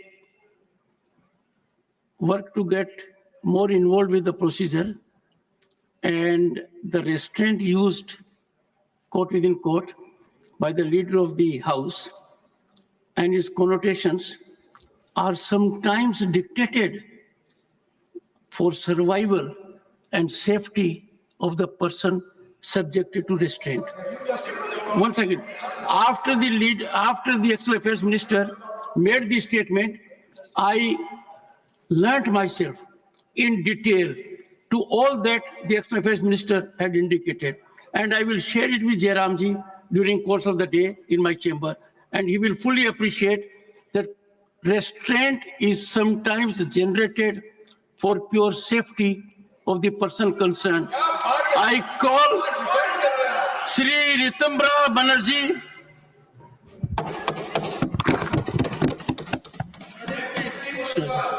Sir, I stand to make my speech. Chidambaram, you have 15 minutes. Oh, thank you, sir. Thank you, sir. I stand to make my speech speaking on the budget for the All India Trinamool Congress. As an MP from Bengal, this is a special time to be speaking. Last week, history was being made in my state. Captains of industry, thought leaders, heads of missions of 40 countries, and leading entrepreneurs from across the world were drawn to Bengal for the two-day Bengal Global Business Summit. Last week, many path-breaking projects were announced, from AI to tourism, from steel to energy to telecom. About a mammoth of rupees 4 lakh plus crore in new investments and tens of thousands of prospective jobs made the headlines. One of the world's biggest industrialists said this at the Bengal Global Business Summit in Kolkata, quote, "Now Bengal is also witnessing a renaissance in economy and business, and no power on earth can stop Bengal's resurgence," unquote. Yes, madam, Bengal means business. Now let me dissect the below par union budget presented last week. India has more than 50% of its population below the age of 25 years and more than 65 below the age of 35. Now the question is whether the country looks upon this population as a liability or as a resource. This is the basic question which the budget must deal upon. And sir and madam, in the dark times, will there also be singing? Yes, there will also be singing. There will be singing about the dark times. The previous budget, the Honorable Finance Minister has just left, the previous budget presented by her in July 2024 after the Lok sabha election had accorded priority to employment and skill development given the nature of the election mandate. The Finance Minister had announced a Prime Minister package of 5 schemes and initiatives to facilitate job and internship opportunities for 4.1 crore youth over a 5-year period with a central outlay of rupees 2 lakh crore. However, this year's budget, February 1st, did not refer to the Prime Minister's package even once. There is not even a single mention of the package. What we learned that the cabinet note on employment-linked incentive scheme is under finalization. Ministry of Labour and CII discussing it with the relationship between capital expenditure and employment generation. In simple words, the future of the scheme looks completely bleak. Now the periodic labor force survey, the PLFS, it's a government data. It reveals that in 23-24, youth unemployment rate, 15 to 29 years, has gone up to 10.2, and the unemployment rate among graduates, 13%. The latest economic survey data is showing that every year, the self-employed male workers, the real earnings are decreasing constantly from 17-18. There is a constant decline. The real wage of male workers, salaried workers, constantly declining. Surplus labor inundating the job market combined with high food inflation have severely squeezed the real incomes and livelihoods of an overwhelming majority of Indian workforce. For a finance minister and a government always telling sabke saath, sabka vikas, to overlook this is really, really dangerous. Modi government's mammoth bank heist, bank loot for the last 10 years has taken toll of our hard-earned public money. Over the last 10 years, frauds and corporate sharks frittered away at least rupees 12 lakh crore of rupees 16.11 lakh crore our banking system has written off. Out of this, the nationalized banks alone have written off more than 12 lakh crore. When the Honorable Finance Minister replies, I will urge upon that she must tell the House that how much of these written off loans of nationalized banks have been recovered. Now, we could also compare this 16.11 lakh crore that has been written off, that disappeared over 10 years with the union government budgets for education, but the total expenditure was less than 40% of this, and for health, where it was less than half. To make up for this lost money, banks charge higher and higher user charges for every little service. The rates for loans go up because banks have suffered at the hands of frauds and fund siphoning. Now, sir, Madam, the stupefying increase in the wealth of the favored 10 topmost cronies through favors, rule tweaking, and the low-value sale of high-value national assets during Modi's rule has been massive. But the rupees 12 lakh crore wipeout by nationalized banks may help us understand how the next tier of cronies and beneficiaries gain from the regime. After all, our money in banks did not really disappear. They just hopped on to line the pockets of those who knew their way around in very complex, corrupt, and dark times. Now, in 1956, both the houses deliberated for 3 months. LIC was formed. The then Prime Minister of the country, Pandit Jawaharlal Nehru, gave from the corpus rupees 5 crore for the formation of the LIC. LIC started its journey. Today, LIC means 51,000 crore of rupees. LIC means 30 crore of policyholders. Now you are allowing 100% FDI, allowing total freedom and greater access to foreign capital could only retard the orderly growth of the insurance industry with the focus more on profits rather than providing the people and business the much needed security. Our Honorable Chief Minister has written to the Finance Minister last year on August 2nd. She wrote a letter asking her to withdraw the 18% GST on life insurance and health insurance policies. I quote from the letter, quote, with deep anguish, I am writing to you regarding the imposition of 18% GST on life insurance and health insurance policies and the withdrawal of deductions. The GST is bad because it adversely affects the people's ability to take care of their basic vital needs. This additional burden may be acting as a deterrent for many individuals from taking new policies or continuing their existing insurance coverage, thereby leaving them vulnerable for unforeseen financial distress, unquote. Now, regarding the withdrawal of the GST on health insurances, the Finance Minister is always shifting the onus to the GST Council. Sir, Madam, everybody is aware who is in charge of the GST Council, who controls the GST Council. It is the BJP-ruled states who are the majority in the GST Council. Then what is stopping the Finance Minister and her party? The lack of political will is stopping them to roll back this GST on health insurances. Madam, I was born and brought up in a refugee colony in the arid areas of Kolkata. Migrated people bearing the bonds of partition had set up these colonies where from our adolescence we learned that when politics determines our future, we must determine the politics. Yes. Political awareness runs in every blood and veins of Bengal in general and these innumerable refugee colonies in particular. Though I don't have the first-hand experience of the horrors of partition, unlike my father, still like many third or fourth generation refugee, I consider my refugee ancestry as one of my greatest badges of honor.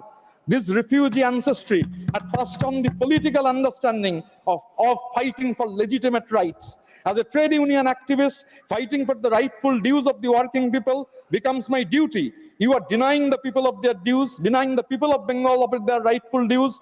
You are denying the MGNREGS workers. They are not in a begging mood anymore, as they have realized that this denial is completely political. West Bengal is owed a staggering figure of rupees 1.75 lakh crores. The delay has not only affected the implementation of critical programs, but also created challenges for local governance, particularly in rural areas that depend heavily on such funds for employment and infrastructure development. Madam, so the fight for these funds are necessarily political. We are aware that we are standing here. If we shift our position, we shift to the other side, things will fall in place. But Bengal refuses to surrender.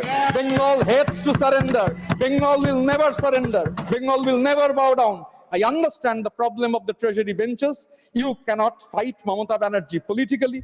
You cannot match Mamata Banerjee's good governance. You cannot match Mamata Banerjee's welfare scheme. So you continue depriving lakhs of our people. The more will be your deprivation, the sharper and greater will be our resolve, the resolve of our people to fight you in a befitting manner. The resolve finds resonance in the immortal words of the true polymath, who has been our greatest identity. গত 1000 বছরের শ্রেষ্ঠ বাঙালি, শুধু শ্রেষ্ঠ বাঙালি নন, যিনি ভারতবর্ষের ধারণাকে চিরকাল একেবারে সর্বাগ্রে তুলে ধরেছেন, the greatest Bengali of the last 1000 years. It was Tagore who said, চিত্ত যেতা ভয় শূন্য উচ্চ যেতা শির, জ্ঞান যেতা মুক্ত যেতা গৃহের প্রাচীর, আপন প্রাঙ্গণ তলে দিবস সর্বরি, বসুধারে রাখে নাই খণ্ড ক্ষুদ্র করি. But the mind is without fear and the head is held high, when knowledge is free, but the world has not been broken up into fragments by narrow domestic walls, where words come out from the depth of truth, where tireless striving stretches its arm towards perfection, where the clear stream of reason has not lost its way, where the mind is led forward by thee into ever-widening thought and action, into that heaven of freedom, my father, let my country awake. Now, madam, as I am a trade union activist, I want to give this august house some necessary figures. It is believed, I am not a student of economics, but these are very basic figures, that when our organized workforce in a country goes on increasing, the health of the economy is not in a proper shape. Now let me look into the figures that are available. The figure says, in unorganized laborers in Africa, 86% in the unorganized sectors, 14% in the organized sector. In Asia Pacific and Arab countries, 68% in the unorganized sector, 32% in the organized sector. In Americas, 40% in the unorganized sector, 60% in the organized sector. In Europe and Central Asian countries, 26% in the unorganized sector and 74% in the organized sector. And now we come to Vishwaguru's India. Just let me tell the house, as a trade union activist, we are facing these problems. There are serious implications of this. 93% of the workforce has come under the ambit of unorganized workers. Only 7% are organized workers. The organized workers definitely had some statutory benefits, but the unorganized workers are deprived of the statutory benefits. 50% contribution of the GDP of our country comes from the unorganized sector. 6% of them are only falls under the social security measures. The blood, toil, sweat and tears of these workers are the bulwark of our economy, but the budget has completely neglected them, has said nothing about them. Now I want to mention about two schemes. One is the Pradhan Mantri Shram Yogi Mandhan Yojana, PMSYM. This is a central scheme, and a state scheme of Bengal known as Binamulye Samajik Suraksha Yojana, BMSSY. The PMSYM, the Pradhan Mantri Shram Yogi Mandhan Yojana.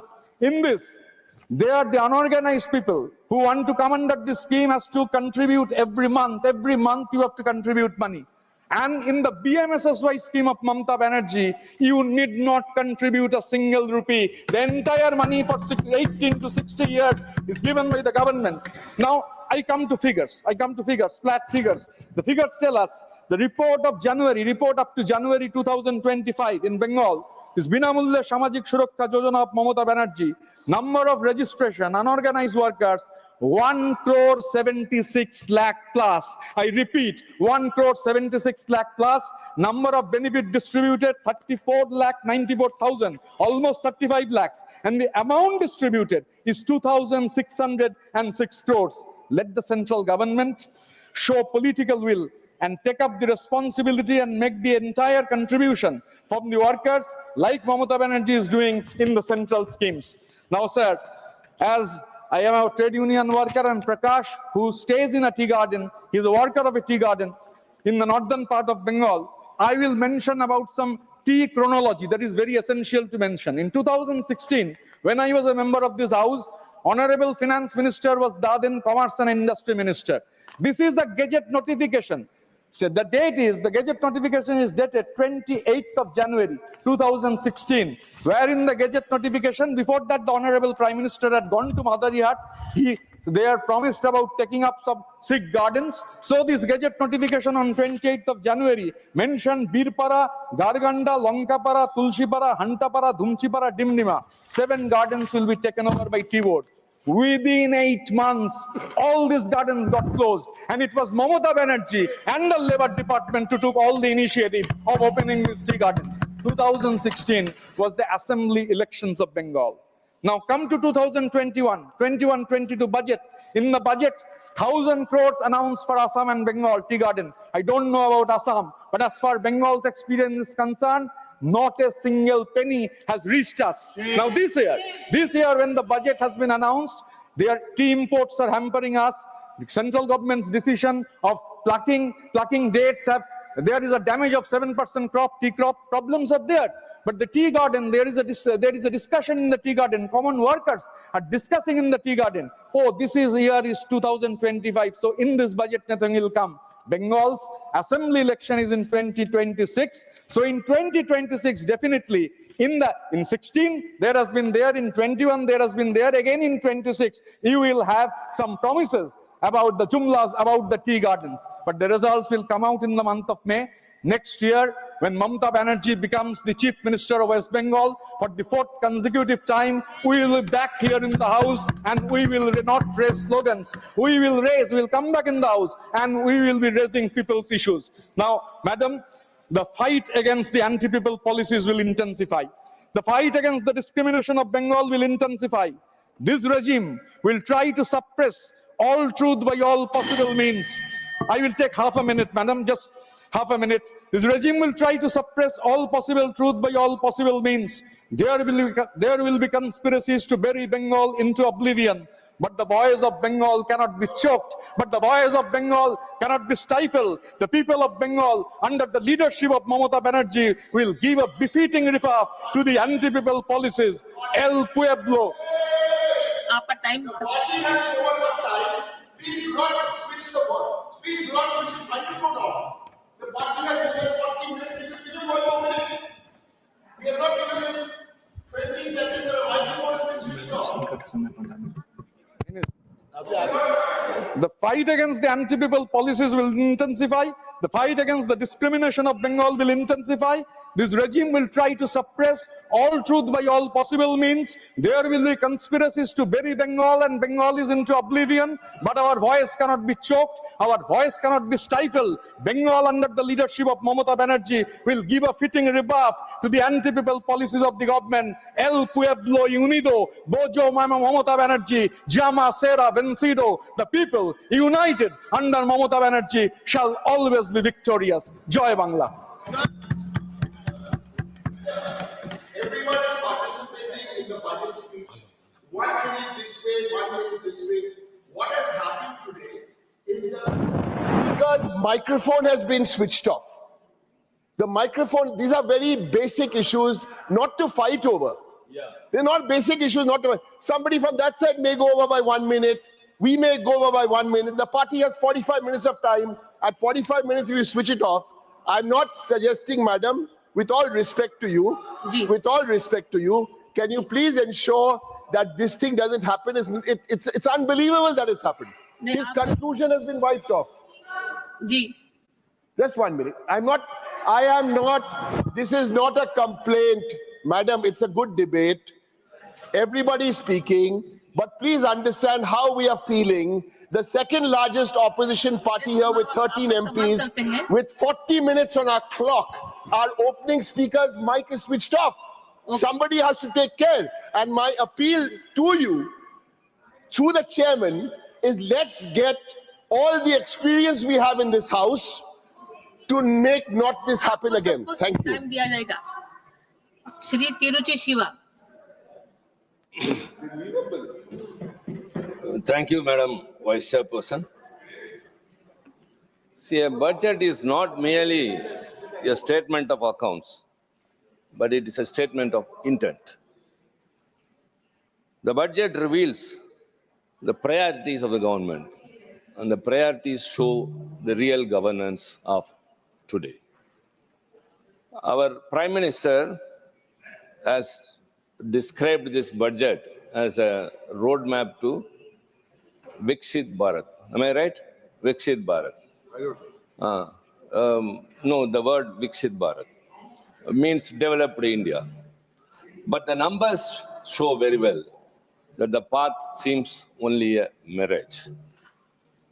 There are so many reasons to explain that.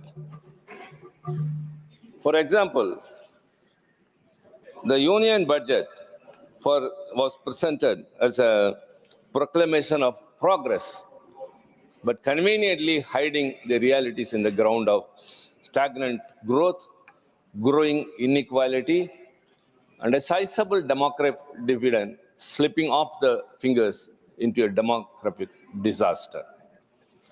This government's economic policies have always enriched the privileged few, leaving behind a lot of the section of the people into joblessness, inflation, and shrinking opportunities.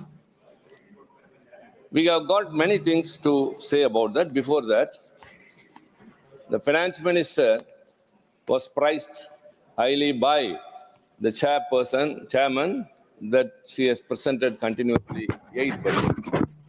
But what is the progress? The graph, instead of going up, is dipping down. I would like to recall what all she has told from 2019. In 2019, she, when in presenting the budget, was quoting from Purananuru, which is an advice to a Pandya king, Arivudai Nambi. I don't want to take the Tamil and consume my time. In English, it says that a few mounds of rice from paddy that is harvested from a small piece of land would suffice for an elephant. But what if the elephant itself enters the field and starts eating? What it eats would be far lesser than what it would trample over. This is the version of the Honorable Finance Minister quoting Purananuru from Sangam literature. But now we experience that the union government, the elephant, the union government is trampling upon the state's fields which have cherished very much. I will substantiate why I am telling all these things. There are, of course, there are ample evidences. And second, in 2020, that was in 2019, Purananuru, and in 2020, she quoted Thirukkural. Pini inmai selvam velaivinbam aniyanba naatil vaindu. In English, the country's 5 jewels are unfailing health, farm productivity, joy, good defense, and wealth. Any person who accepts anything in reality will say, what is the development today after these budgets presented by her or by this government? Unfailing health, we are treading behind. Farm productivity, why 1 lakh tractors are waiting outside the borders of Delhi? If they are contented and if productivity is more, or if they are given more, it would not have happened. So, and so also wealth. And 2021, she quoted another Thirukkural. Iyattalum, Eattalum, Kaattalum, Kaatta Vagattalum, Valladu Arasu. A good king is one who is able to acquire wealth, guard it, and distribute it justly. That is it. Of course, you consume, you collect revenues, you guard it, but whether it is distributed justly to all the people equally in this country means no. As I said earlier, it enriched the privileged few and deserted the people who are in this country in the lower rung. That's what my senior colleague, Mr. Chidambaram, told here. When only 1% of this population are enjoying or controlling 22.6% of the income, and wealth is 40.1%. 1% of our population controls 41% of wealth and enjoying 22.6% of the income. Whereas the poor people at the bottom level, 50%, they have only getting 15% of the income and 6.4% of the wealth. This is totally disproportionate. Only the finance minister has to explain all these things. And in the 2025, she said that as the living beings look upon the sky for rains, the citizens look upon the government for good governance.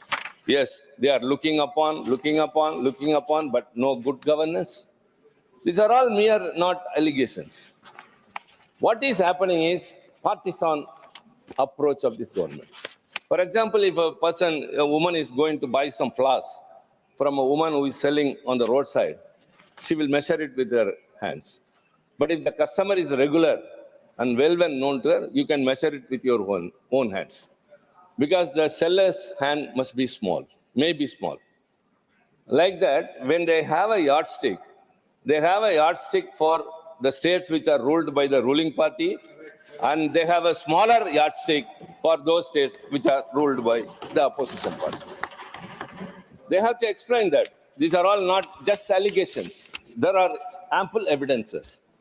My state, Tamil Nadu, being this a council of states and I represent the state of Tamil Nadu, before going into the larger issues and the greater implications, I have to mention something about my state, what all we are suffering, though we perform very well. The Tamil Nadu government is contributing to the GDP of this country 9.04%. And what we are getting by way of devolution is 4.08%. The 14th Finance Commission recommended for 42% tax devolution. The 15th person for reduced it to 41%, but actually it is only 32%. Even not that. That's what I say. When we contribute 9.04% to the GDP, we are given back only 4.08%.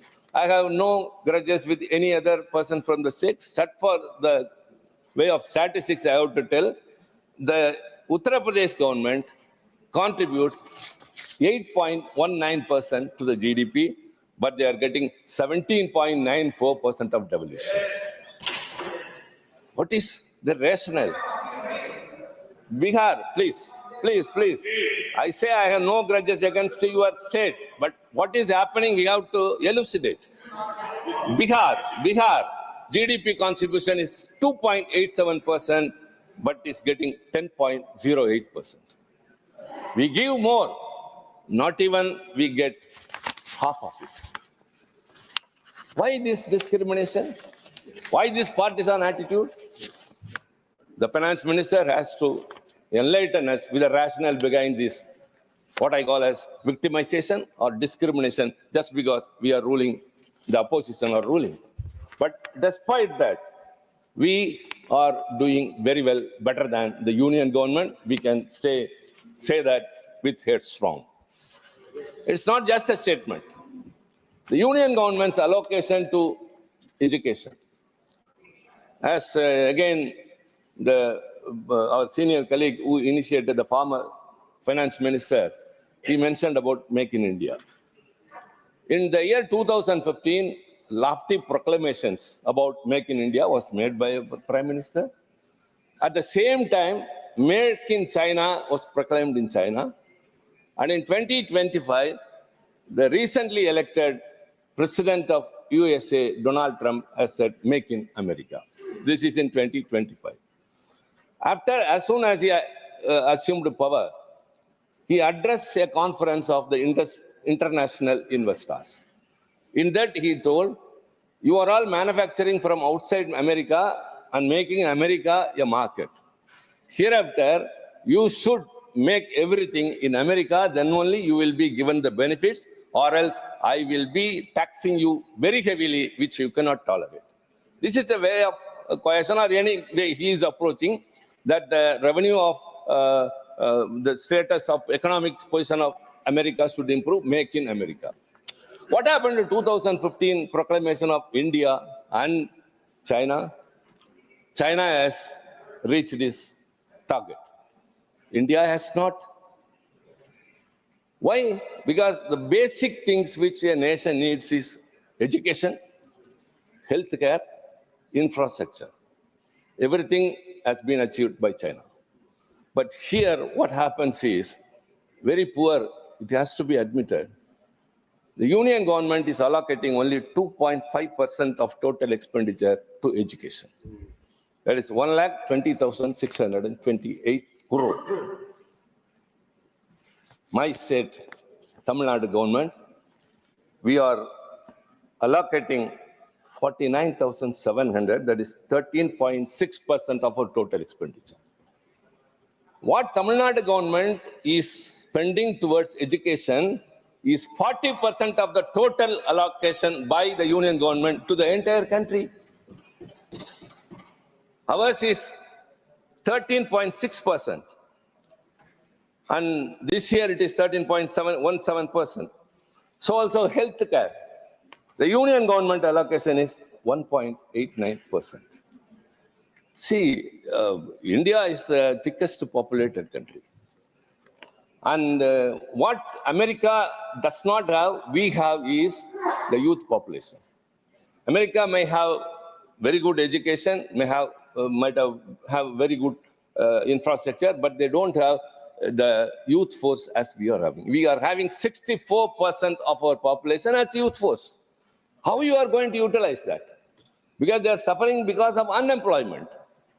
And healthcare is very much important because the last rung of the people who work and who don't get anything. What is the reality? The income tax slab, which Madam Finance Minister has announced that up to 12 lakh it will be exempted. I don't want to go into it. How many are the beneficiaries? Only 1 crore.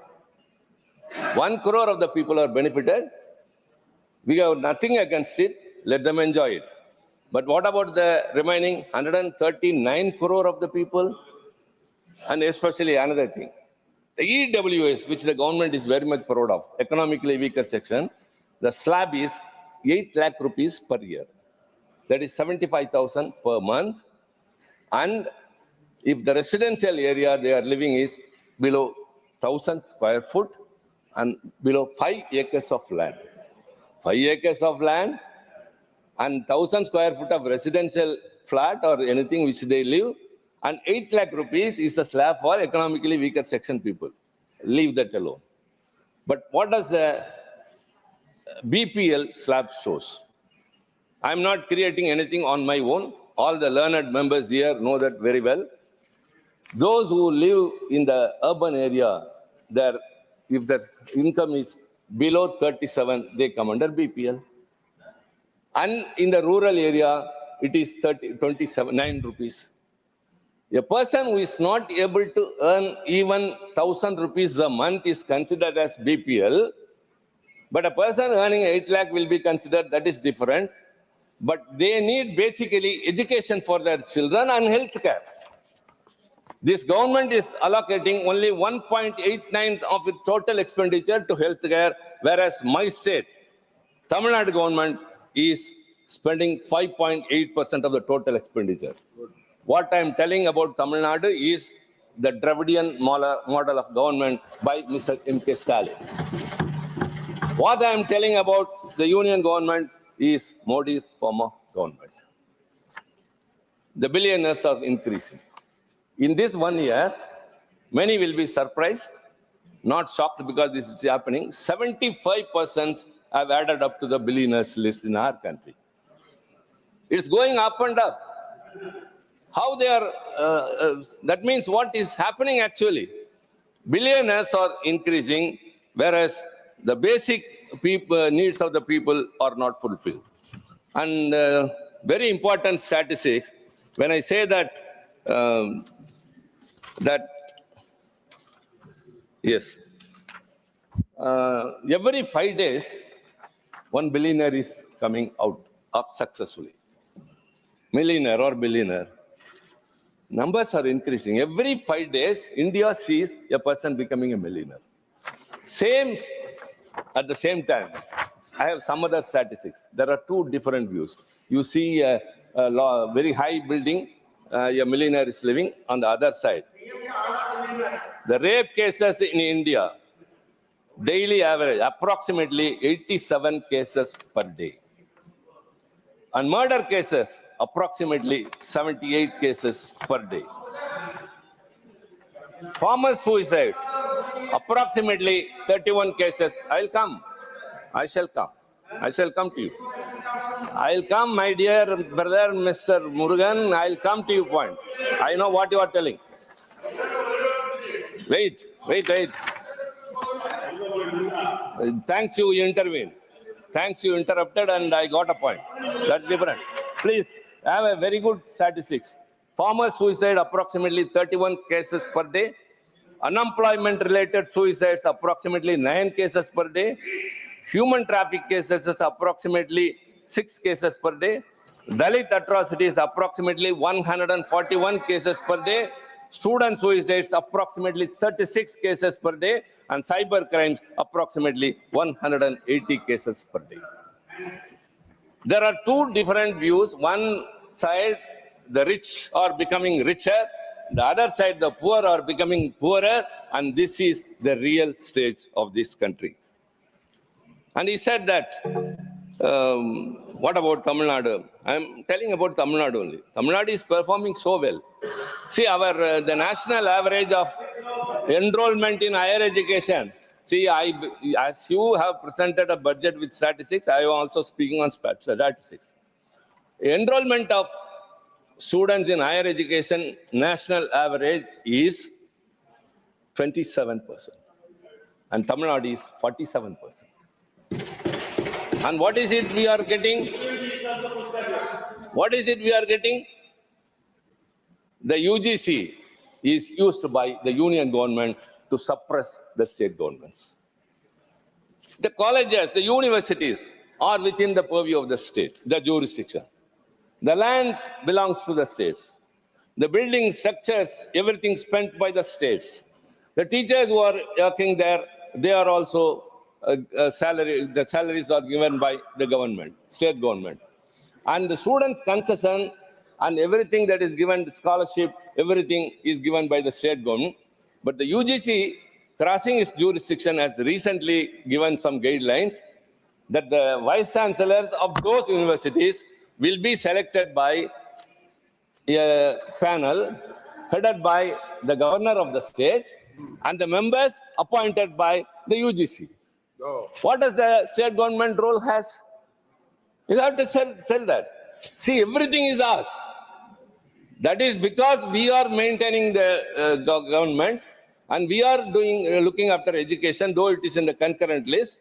Our enrollment is 47%, but you want to indirectly bring inside your person by a select committee headed by the governor, who is always against governments which are ruled by state governments. Whatever the people is in need of, if the state government enacts a law, that too also will not be given assent by the governor, and he will act extrajudicial activities, official things. But he will be heading the search committee and the members will be appointed by the UGC. What will happen? There is a stiff opposition, but nobody listens. Why this is happening is, indirectly, the union government is encroaching into the powers of the states. They are transgressing. They are snatching the powers of the states, each and every manner. This is not the way. This is not the way for reforming education. Comparatively, wherever you are ruling and wherever all these things are being said, everything is very low, but Tamil Nadu is doing very well, but we are being victimized. In this budget, we had, of course, very sad observation. Our Honorable Finance Minister also belongs to Tamil Nadu. That's why she quoted Purnanuru and Tirukkural. I can also, but I am not in a position, we are only looking at the union government. We feel that we are in the Union of India. We are a state in the Indian Union, but the union government does not recognize us so. You talk much about infrastructure, and we are asking metro projects. As he said, time is ours, and we will address. kindly don't interrupt. The metro projects for Coimbatore and Madurai, which has been demanded by the state government, has not been mentioned in the budget. And so many road highways which we have asked for has not found a place in this. And centrally sponsored schemes like Manarega, earlier it was 75-25, now it is 60-40. The state has spent its due share, but the center has not given its share. So also SSA, Sarva Shiksha Abhiyan. I don't know, the meaning is different. SSA, Sarva Shiksha Abhiyan. And even in that, the states are not being given the due share from the union. You know why? The states are not implementing the NEP. See, it is the state government's choice whether to accept a policy which is to the convenience of the union government. And we are saying that we have got our own new education policy. We have constituted a committee that would come out. But it says that if you don't adopt NEP, you won't be given your due share. Like UGC says, if the state doesn't abide by the guidelines of the University Grants Commission, the universities cannot award degrees to the students. How strange. Who are there to dictate? Who are there to dictate the universities that you can? And surprisingly, ma'am, you yourself will say what is right or wrong. The vice chancellors to be in the universities need not have an academic background. They need not have been a professor, a tutor, an assistant professor, or anything. Any person from outside will come and head the university, and he will decide the curriculum. He will be getting the colleges. What is it? Authoritarian to the extreme is in every sector. That's why, as I said, UGC. So also the schools are victimized that we are not entitled to have this SSA due from the center share. So also disaster relief. There were two cyclones, the Fenjam and the Minjam. So two cyclones. Tamil Nadu suffered a lot, and we have been asking for a relief measure of 30,000 crore from the union government. I also raised it during the 0 hour, and at that time I have received a reply from the Home Ministry saying that the state could give from the SDRF. It is beyond that. It exceeds the SDRF limits. And what does the NDRF is for? They give only lame excuses. Members from all the parties with conscience tell us, we asked for 30,000 crore rupees, but we were given only 267 crore. What is it? We have to undertake so many things that have been damaged during the cyclone. Infrastructure. People have to be brought back to normalcy. For that, the states are spending, whereas the union government stays off and say, we don't have anything. So in this way, disaster relief is not being compensated properly. The SSA, we are being victimized. The Manarega scheme, we don't get what we want. The road projects which we ask, we are not getting. And also, the devolution of taxes is also not in the due manner or rational manner to my state. Ma'am, what is happening in my country? As I said earlier, at one side it is very much we see richer people. On the other side, very important ministry is the MSME, because the MSME is the largest employment provider next to the agriculture. And moreover, as per the budget of the finance minister, it is 7.5 crore who are getting employment. 36% of the manufacturing of this country is by MSME. 45% of the exports of this country is from MSME. But what is the support this government is extending to MSME? In the banks, when they go for PMEGP, every bank has a different rate of interest. The topmost bank, which is very closer by the person who is going to be an entrepreneur, it charges the highest. But they do not know. They cannot classify. They want that. And surprisingly, what I noticed in this budget is it is enhancing the limits of the MSME. Micro enterprises, currently it is 1 crore rupee. It will be enhanced to 2.5 crore and the turnover to 10 crore rupees. Small enterprises from 10 crore to 25 investment and turnover 50 crore to 100 crore. And medium enterprises 50 to 125 investment, 250 to 500 crore. My dear colleagues, please tell me, what is a micro enterprise? MSME people who are in just for 5 lakhs, just getting a 5 lakh loan, a woman is running something, doing some business, which gets gives an employment to 7 persons, 2 from the same family and 5 from that village.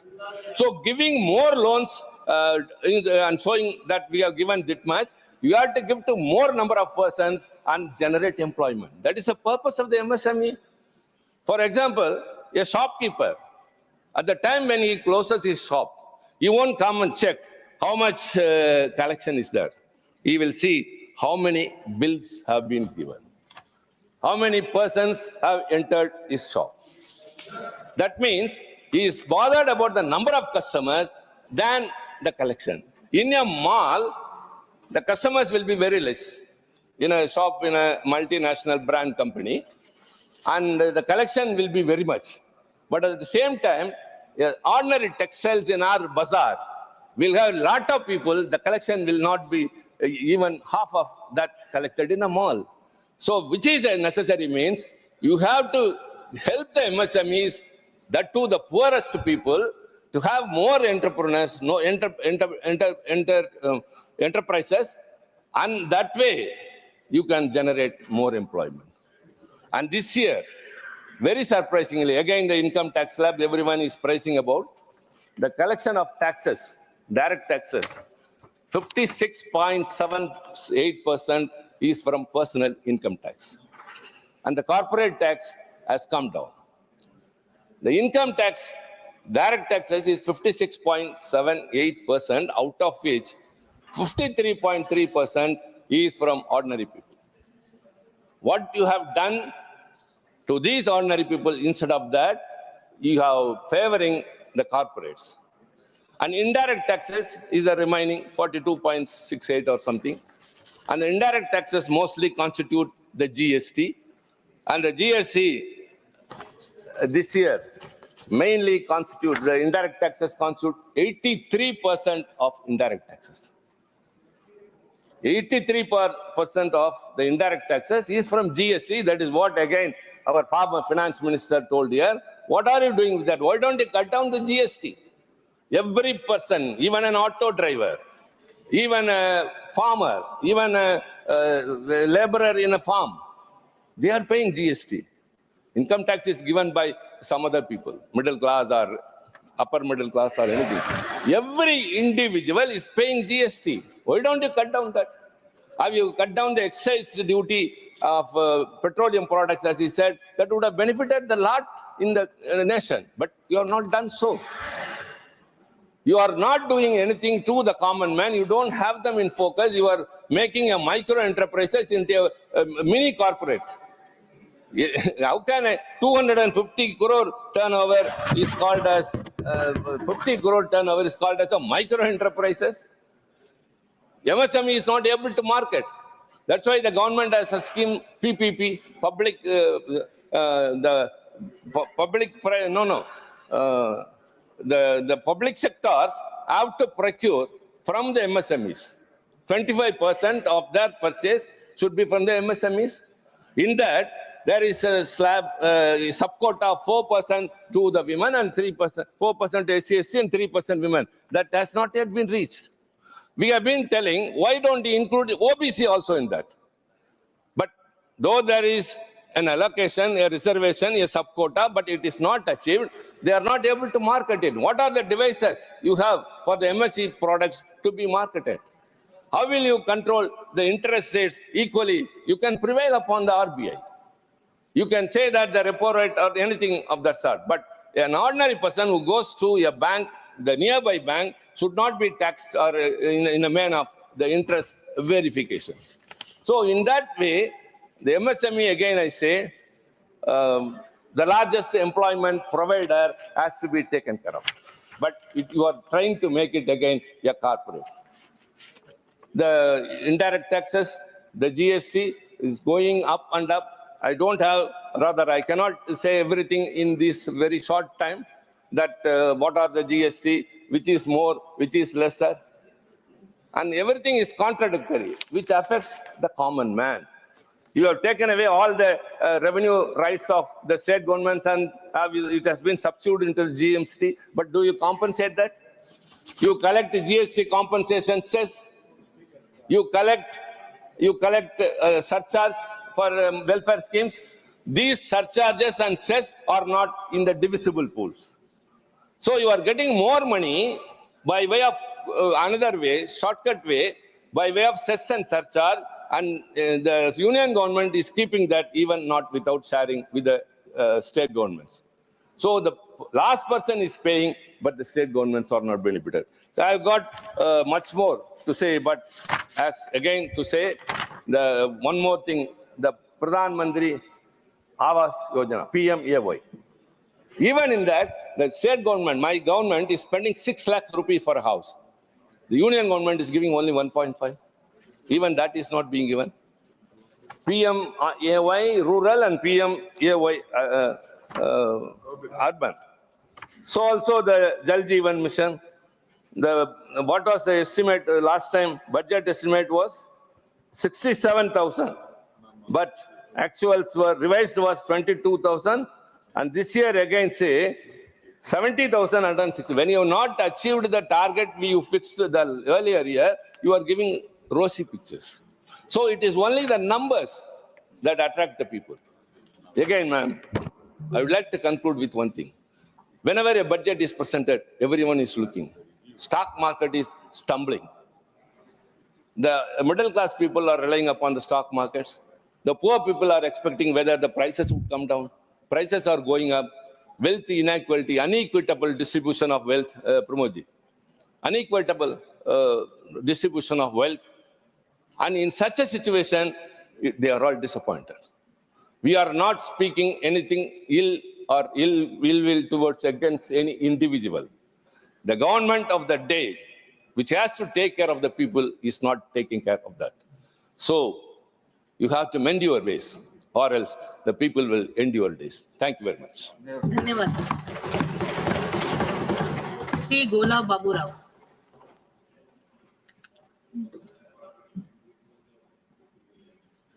Thank you very much, Srimati Deputy Chairman, Madam.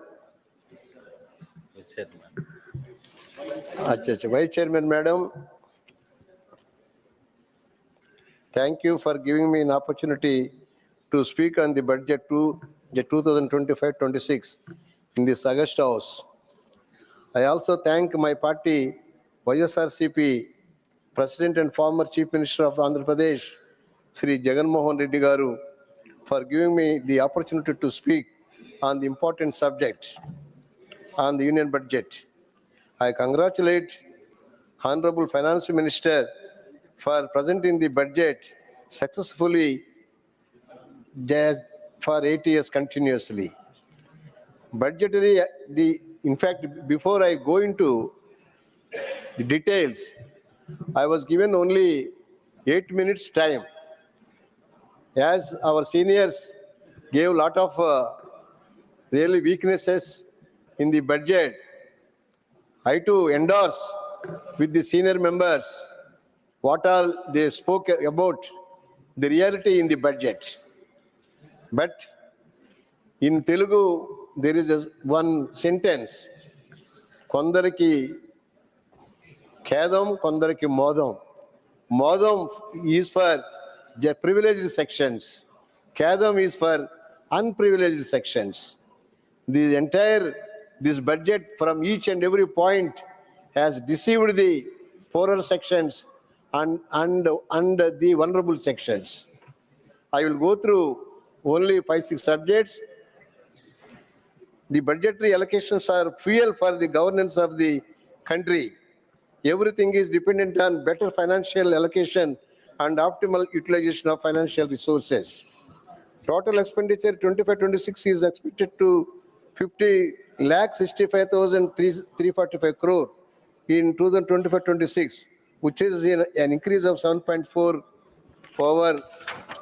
over the revised estimate of 24-25. Out of this, 16 lakhs 21,899 crores is proposed to be spent on central sector schemes, which is 7.2% increase over the revised estimate of 24-25. And 5 lakh 41,850 crores is proposed to be spent on centrally sponsored schemes, which is 30.5% over the revised estimate. Government receipts, excluding borrowings, are estimated to be 34,96,409 crore, which is 11.1 higher than revised budget estimate. But it is a tough task to bridge the gap between these receipts and the expenditure of 15 crore 68,936 crore, as the revenue deficit is targeted 1.5% of GDP and fiscal deficit is targeted 4.4. There is a great need to cut the wasteful expenditure to bridge the fiscal deficit. Government increased the income tax exemption limit to 12 lakhs, which is a great relief, which is considered to be great relief to the middle class. But in the process of government losses, 1 lakh crores. I appreciate the income tax exemption, which will benefit the large number of people in this income tax bracket. But this is no help to the poorest of the poor, who are in the margins of society, though their statistics say the number of people living below poverty line has decreased considerably. Still, there is a lot to be done for the poorer sections of the society. Due to decrease in the value of money, whatever has been given to the poor is little, and lot needs to be done. For example, the value of 500 rupees per day wages has got much value 5 years ago than now. Similarly, whatever the poverty alleviation measures are taken are not much effective in the changed economic setting. So there is a great need to improve the poverty alleviation measures to match with the increase in the cost of living.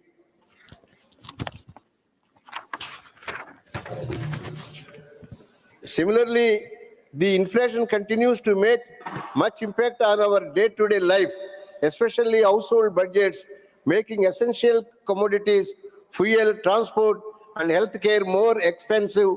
So a lot more needs to be done to address the basic economic problems facing the citizens, especially the weaker sections of the society.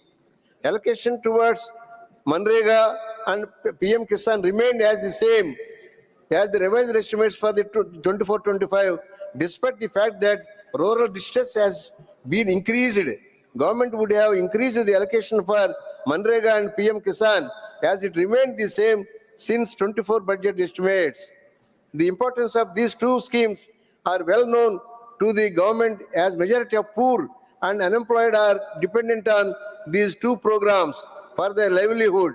These two programs need to be given higher allocation, at least in the future. Ministry, the allocation towards rural development is estimated to increase by 14,527 crore, 8.3% to 1,90,406 crore in 25-26. The program for the welfare of women and children have been allocated the 5,65,161 crore 25-26, an increase of 18.5% over the revised estimate 24-25. These allocations include programs being implemented across all ministries. Allocation towards the welfare of women is estimated to increase due to increased allocation towards the Pradhan Mantri Awas Yojana, for which the female head of the family must be co-owner of the house. The allocation towards the welfare of children is estimated to increase due to higher allocation towards the school education under Samagra Shiksha Yojana. The allocation for scheduled castes has to increase due to increased allocation under National Rural Livelihoods Mission. New scheme for the first time, SC/ST women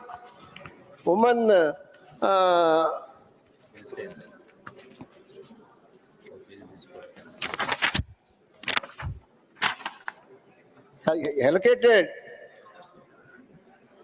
2,523 crores compared to the last year budget or allocation for 1620 crores. The central schemes and projects have been allocated 1324 crores compared to last year's budgetary allocation for 910 crores. The allocation in this year's budget has increased, but there is need to implement the program to achieve the targets. For example, the funds for National Commission, SC, ST, BC have been reduced in this budget by 26 crores just over the previous years. So in this context, Madam, I want to appeal to the Honorable Finance Minister and the Government of India. Even for the entire 5 years, the Social Justice Ministry and Social Empowerment Ministry is really doing very, very meager in the entire program. Really, now really is just if you take the woman and BC welfare, SC welfare, ST welfare, all the put together are not even 2% of the total budget is allotted. It is most unfortunate. What I feel strongly, but we just instead of making social justice ministry, we are making social injustice ministry. This is my personal feeling about the budget. Now, we all were studied in the social welfare hostels. When we were studying, so many facilities were there. Now, in these at least for 5 years, no scholarships, no, at least National SC Development Corporation, no funds, National PC Development Corporation, no funds, or even for Women Corporation, no funds. How can they at least increase their standard of living? This is really most unfortunate. I request the Honorable Finance Minister, Honorable Prime Minister to look into this deficit. That's why I request, once again, I request the Augusta House to really think over the real deceiving to the poor people of our nation. Now, entire budget stands only for the just 90% people are poor. But the entire budget is going for rich people.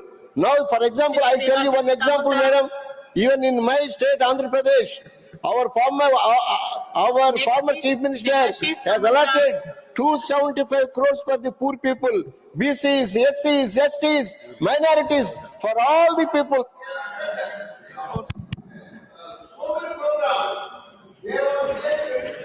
Thank you, madam.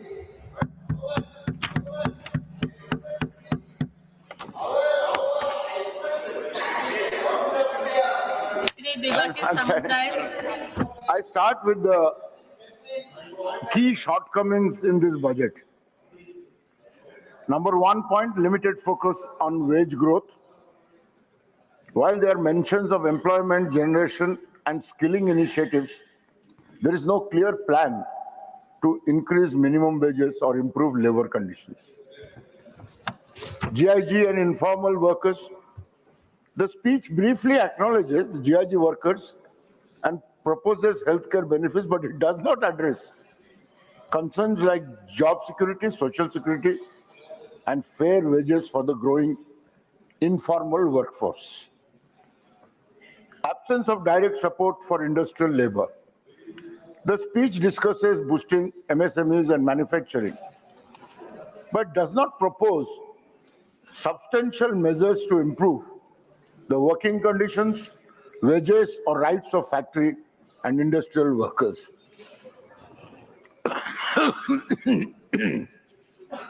Housing and social welfare gaps. While HWAMIH Fund 2 is introduced to address housing concerns, it primarily targets middle-income housing rather than affordable housing solutions for the low-income workers. Lack of direct cash transfers or subsidies. Unlike previous budget, this one does not propose new or expanded direct financial support for low-income workers to counter inflation and rising living costs. Coming straight to the state of Orissa, sad, with concern, I highlight the persistent neglect of Orissa by successive governments at the center. This budget, which was expected to bring inclusive growth, has once again failed to address the pressing issues faced by the people of Odisha. I would call it a double betrayal. They came to power and said that now Odisha has a double engine. But I fail to understand this double engine has failed in Delhi as well as in Bhubaneswar. Isn't this Delhi government, central government? I meant the Delhi government. Not the Delhi government, sorry.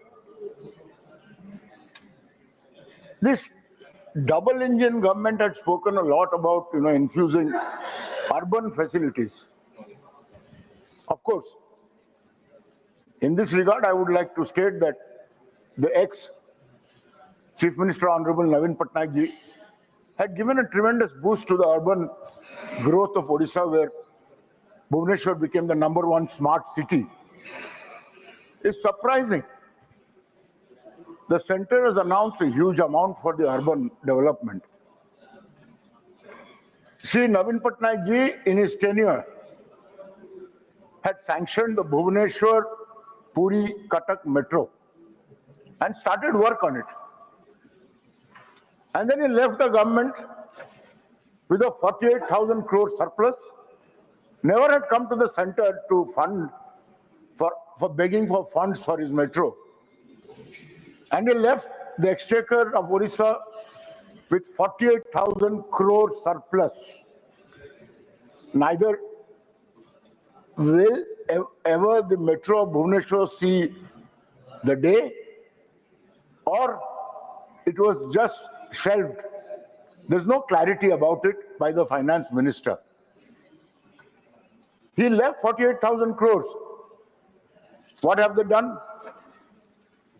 The so-called main engine in Delhi hasn't funded Odisha after they have won, got 20 seats, that's why Modi 3 is here. This fund has been spent on some promises which were made in the manifesto of the BJP. They spend for giving an MSP some 5,000-10,000 crores, for Subhadra Yojana some 20,000 crores. And to change the color of Odisha into saffron, they have spent 2,000 crores. It's a disappointing budget that ignores the common man. The budget attempts to shine in the surface, but beneath that shine lies disappointment. It has failed to address the concerns of the common man. Rising unemployment, soaring prices and inflation, worsening poverty levels, lack of investment in health and education. There has been an attempt to window dress the budget, but it falls far short of what the people of this country, especially Odisha, deserve. No measures so far to control inflation.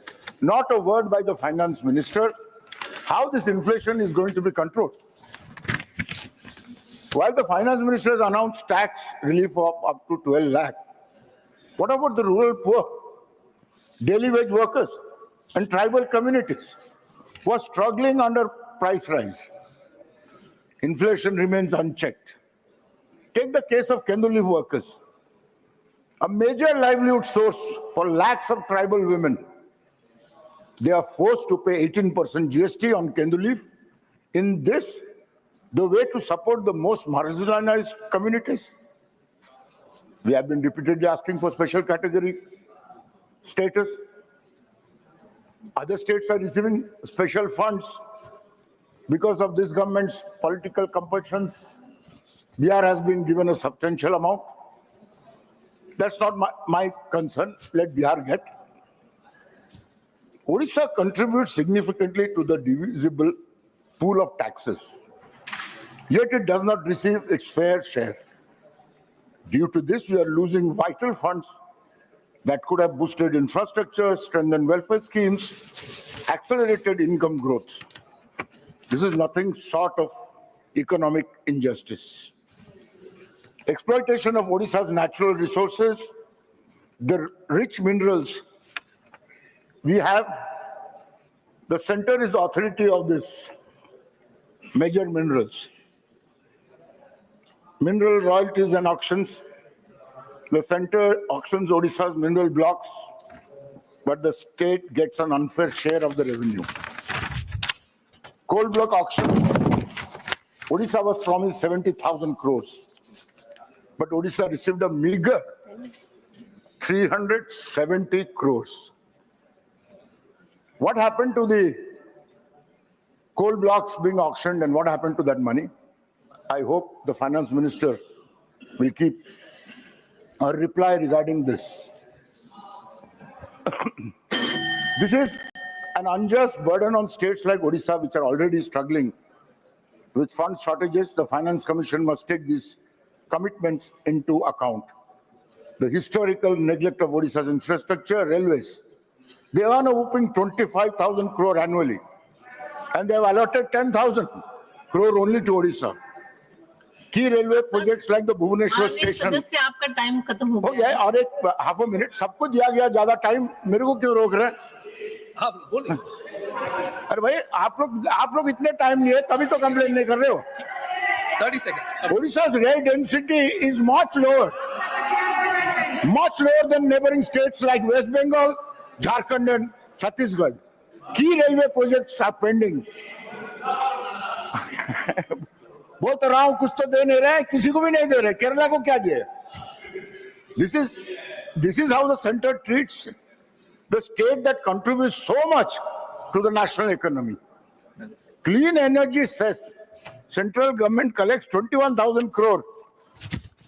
Nothing towards that they've given. I don't know other states have got anything or not. Coal royalty not revised since 2015. And in the end, I would conclude by requesting through you that Odisha be granted special category status, fair share of central taxes and revenues, higher investment in railway and infrastructure, revision of coal royalty, equitable share from clean energy sources. Thank you. Thank you. Dr. M. Tambidurai. Thank you, Madam Vice Chairman. On behalf of ADMK party, on behalf of my leader, my party, Chidambaram Palaniswamy, I rise to participate in the discussion on the Union Budget 2025-26 presented by the Honorable Finance Minister. Madam, I want to mention certain points which my leader, Chidambaram Palaniswamy, observed about this budget. First, he said in an economic survey for the year 2024-25, it was mentioned that there is a necessity to promote investment capital and increase domestic consumption to achieve specific economic growth. It was expected that the budget for 2025-20 would include plans for focusing on the poor, women, farmers, and youth, but we are missing that. At the same time, we have to, my leader, Chidambaram Palaniswamy, observed that he is welcoming the changes made in the custom duty to promote domestic production. And also, income tax limits have been changed, which is also welcome. While, Madam, as my other colleagues spoke from Tamil Nadu, we are also disappointed the allocation not made more for Tamil Nadu.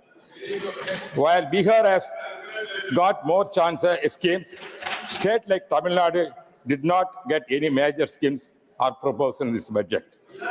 Tamil Nadu is water deficit state. We are sad to note that there is no project to take care of the irrigation needs of Tamil Nadu. We expected projects like interlinking of rivers, but there is no mention about this budget.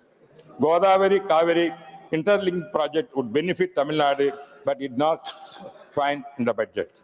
We expected some new railway line projects. There's no mention in this. There's no mention of metro projects in cities like what our friend said, in Coimbatore and Madurai. So railway line also, Madam, go on, I'm insisting, railway line between Jolarpeta via Krishnagiri, Hosur, Bangalore, it has met, but is not mentioned, not gone. Greenfield Airport in Hosur, we requested, that also not mentioned. I don't know what is the fate of other Greenfield Airport in Parandur Airport, that what the government is, what are the steps taken, central government, I don't know.